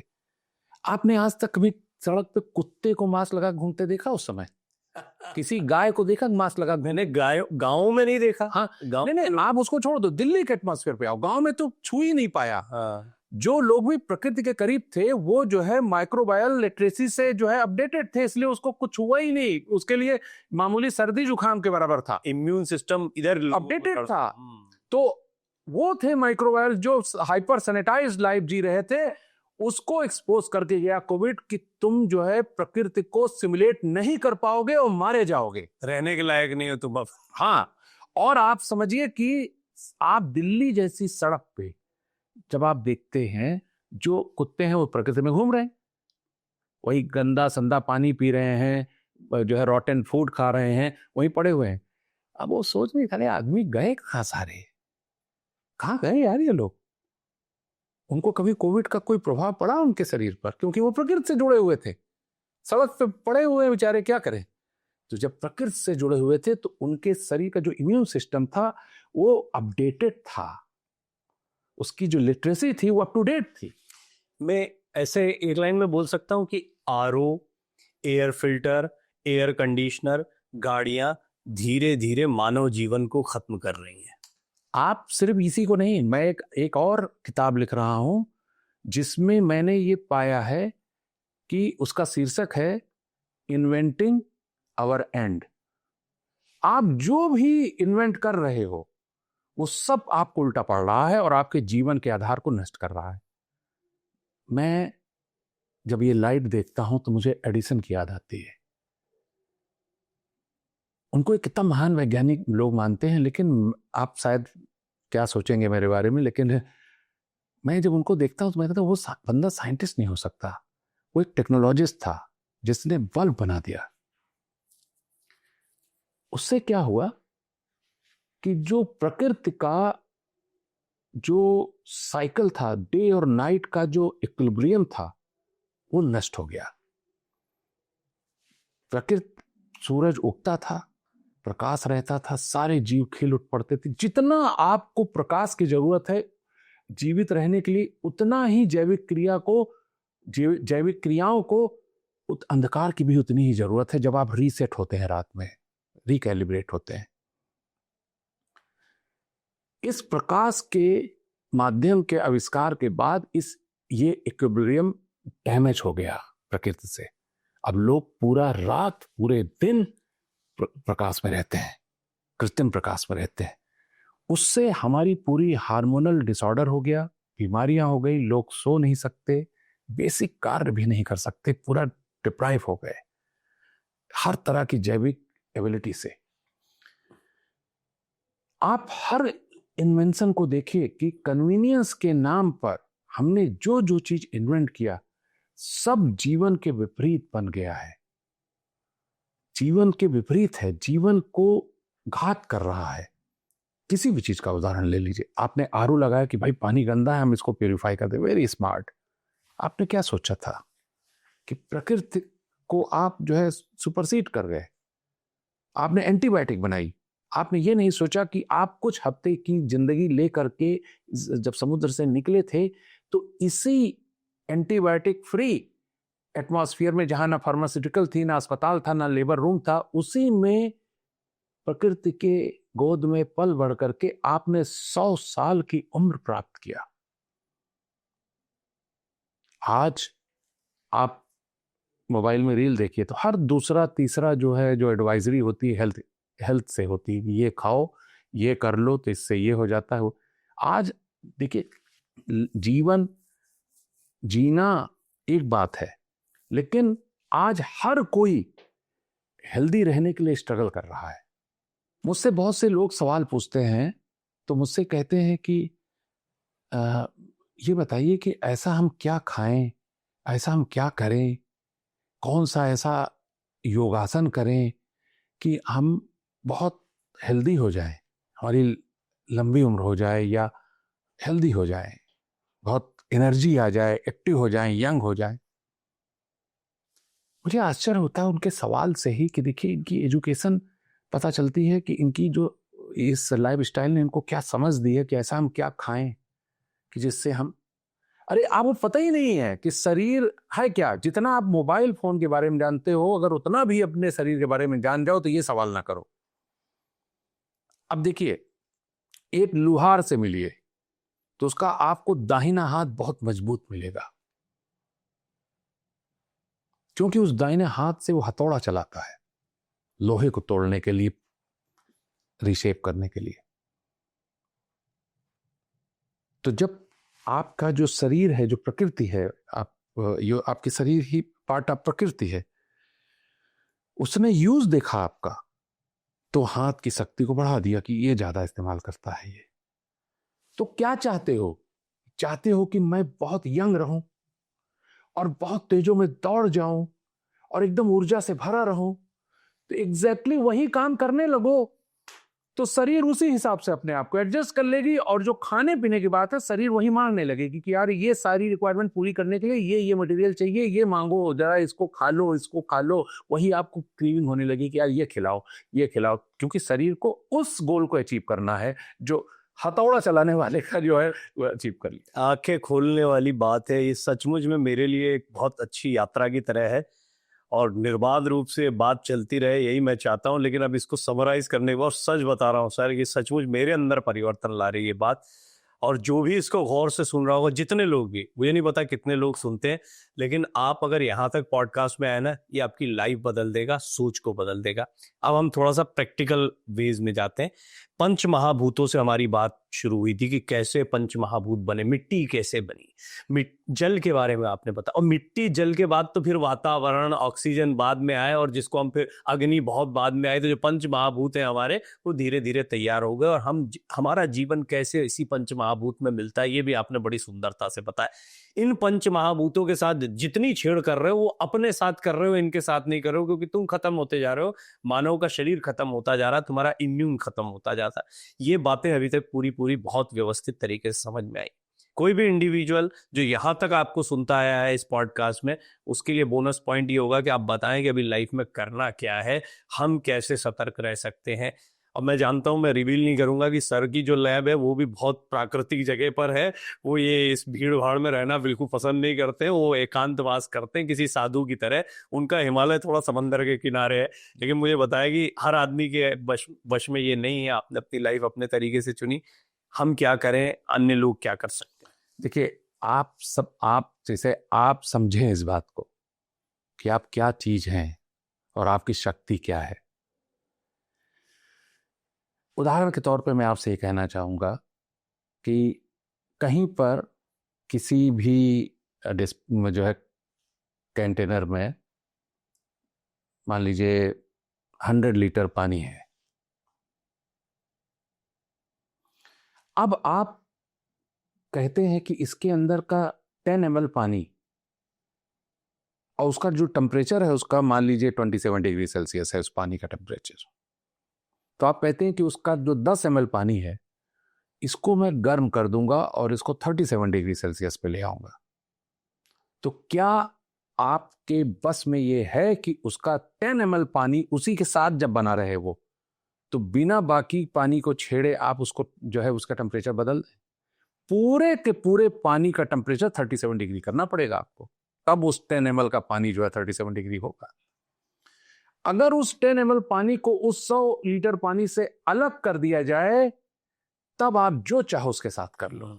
वही आपने किया है कि अपने आप को अपने सोर्स से अलग कर लिया है, तो आप वल्नरेबल हो गए। अगर प्रकृति के साथ आप जुड़े रहते तो आपके साथ कोई कुछ भी करता तो उसको पूरी प्रकृति के साथ वो करना पड़ता। समुद्र के एक बूंद पानी के किसी भी पैरामीटर्स को चेंज करने के लिए पूरे समुद्र के पैरामीटर को चेंज करना पड़ेगा। सोच के देखिए कि किस तरीके से प्रकृति आपके साथ खड़ी है और आप उसी से अलग होकर के एक अलग सेल में रहने लगे और आप वल्नरेबल हो गए। आप रेजिलिएंट थे उसके साथ। बाकी कर रहे हैं, मैं नहीं कर रहा हूं, तो प्रकृति के साथ तो छेड़ हो रही है। और मैं एक ऐसे माहौल में जी रहा हूं जहां पर प्रदूषण है, जहां सब कुछ दूषित हो चुका है, लेकिन मैं किसी चीज का इस्तेमाल नहीं करता, तो मेरा नुकसान होगा। ये एक आम सोच है, तो उसी दौड़ में दौड़ना पड़ता है कि आपको भी ऐसी लगा। अब आपको एक छोटी सी बात बताता हूं कि आपकी बात के सवाल में मुझे एक रिफ्लेक्शन ये मिल रहा है कि आप ये कह रहे हैं कि हम करें क्या हम जाके वापस गुफाओं में रहना शुरू कर सकते हैं? क्या करें, जो कि संभव नहीं है। तो करें क्या, ये बताओ। सीधी सी बात। तो मैं आपको बताना चाहता हूं कि जब आप जानना चाहें कि क्या करें, तो अपने चारों तरफ प्रकृति को बहुत ध्यान से देखें कि कहाँ क्या हो रहा है, तो आपको पता लग जाएगा। अभी अभी आपने बातों में कहा कि हमारा जल, हमारे वायु सब प्रदूषित है, हमको इसी में जीना पड़ रहा है, इसकी वजह से हम बीमार हो रहे हैं, ये कहा ना। जो आपका जल है, जो आपकी प्रदूषित वायु है, जिससे आप बीमार पड़ रहे हैं, आपके सड़क पर घूमने वाले स्ट्रीट डॉग्स और जो दूसरे जानवर हैं जो हैं सारे, वो भी तो उसी वातावरण में है, उसी वातावरण में है ना। लेकिन किसी भी जीव को आपने देखा कि किसी गाय को घूमते हुए देखा कि यार उसके दांत खोला तो देखा आपने कि कौन सा मंजन इस्तेमाल करती है यार, इतना चमक रहा है, जो है दूध की तरह, मोती की तरह चमकते दांत इसके, इसमें कोई रूट कैनाल ट्रीटमेंट भी नजर नहीं आ रहा है। किसी कुत्ते को आपने देखा चश्मा लगा कर दौड़ा लिया हो किसी को, यार दिखे तो जिसको दौड़ा रहा, तो वो भी तो वही वातावरण में रह रहा है ना, दूषित जल, दूषित हवा में। तो उसके ऊपर इसका असर क्यों नहीं हो रहा, वो बच कैसे जा रहा है? इसी में रहस्य छुपा हुआ है। और उसका जो ड्राइवर है वो स्वस्थ है। आपका जो शरीर है, अगर उसको कार समझ लीजिए, तो चाहे कार जो है 5 लाख रुपए की हो, चाहे 50 करोड़ की हो, उसको चलाता एक ड्राइवर है। अगर उस ड्राइवर ने शराब पी रखी है, आंख से उसको ठीक से दिखता नहीं है, रात भर सोया नहीं है और बीमार है, और वो आपकी गाड़ी हाईवे पे लेके जा रहा है, तो चाहे वो 5 करोड़ की गाड़ी हो, 50 करोड़ की गाड़ी हो, चाहे 5 लाख गाड़ी हो, उस गाड़ी का क्या होगा? ठीक है। तो इसी तरीके से ये जो शरीर है, इसका जो ड्राइवर है वो मन है।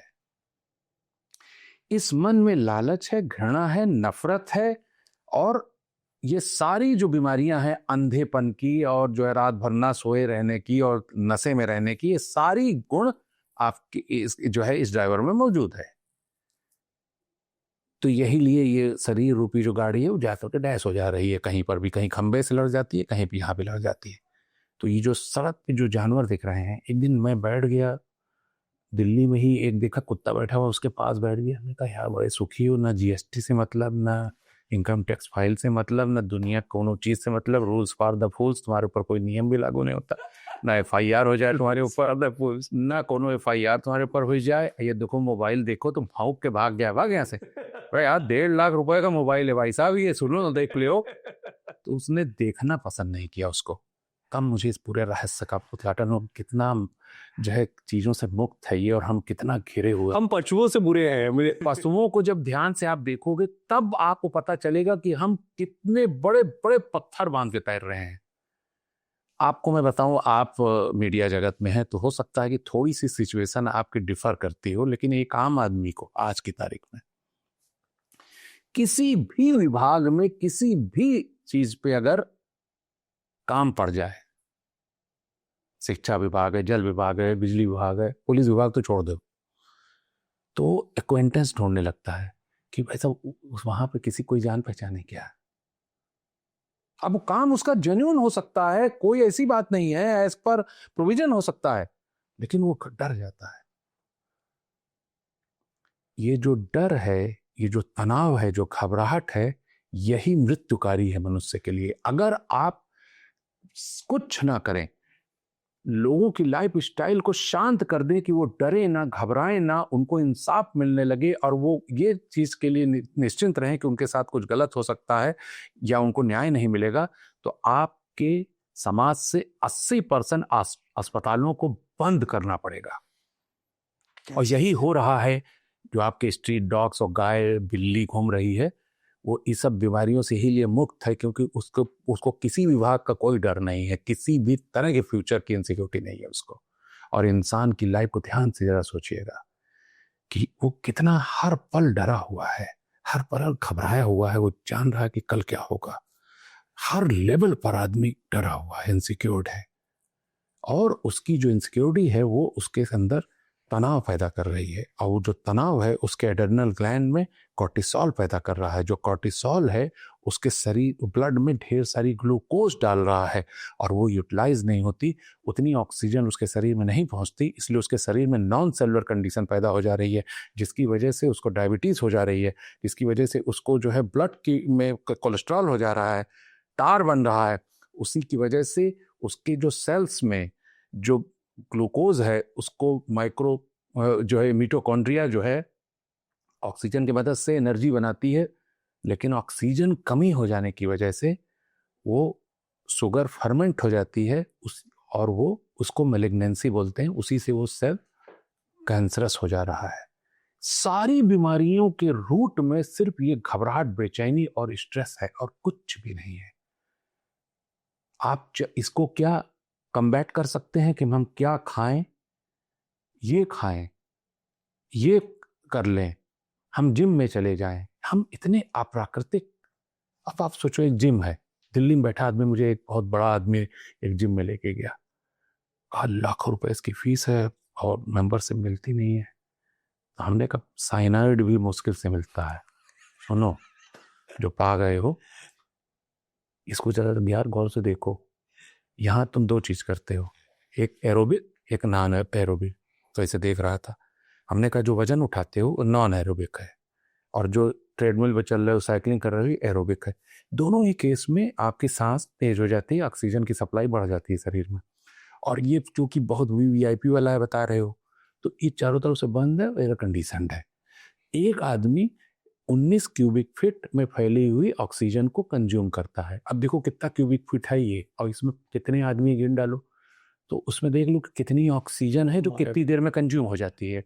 और आप डबल स्पीड से उसी चीज को इनहेल कर रहे हो, तो दूसरा जो एक्सहेल कर रहा है वही आप इनहेल कर रहे हो, और लाखों रुपए दे के और प्राउड फील करके कि भाई साहब मेंबरशिप मिलती नहीं, हमको मिल गई।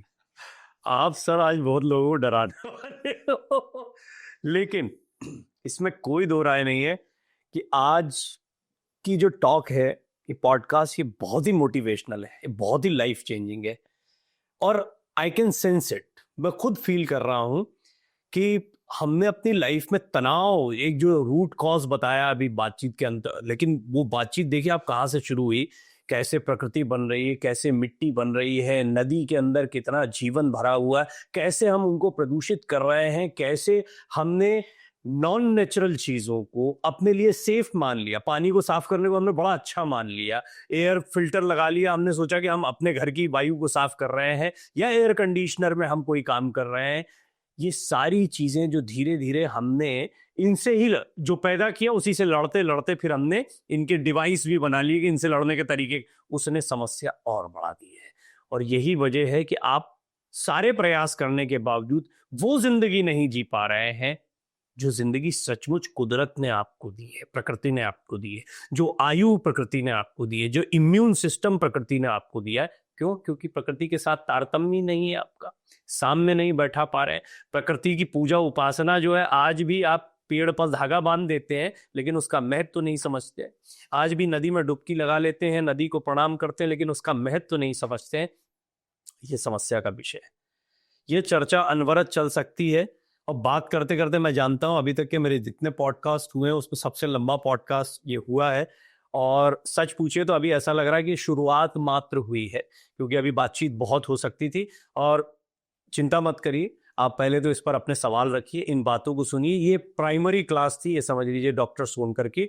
डॉक्टर सोनकर के शोध बहुत गहरे हैं, वो जीवन की संभावनाओं को लगातार तलाशते रहते हैं और आपका मानव जीवन का कल्याण कैसे हो, इसके बारे में वो लगातार कुछ ना कुछ शोध रखते रहते हैं।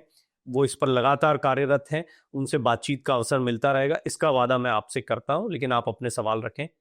डॉक्टर सोनकर, मैं मतलब धन्यवाद करके इसको समाप्त करने की स्थिति में ही नहीं हूँ, मतलब स्पीचलेस हूँ मैं, क्योंकि ये बातचीत ऐसी रही है जिसमें बहुत सारे सवाल जो हैं वो मन में और उभर उभर कर सामने आए। लेकिन एक बातचीत की एक सीमा रहती है और यहाँ कैमरामैन की भी सीमा है।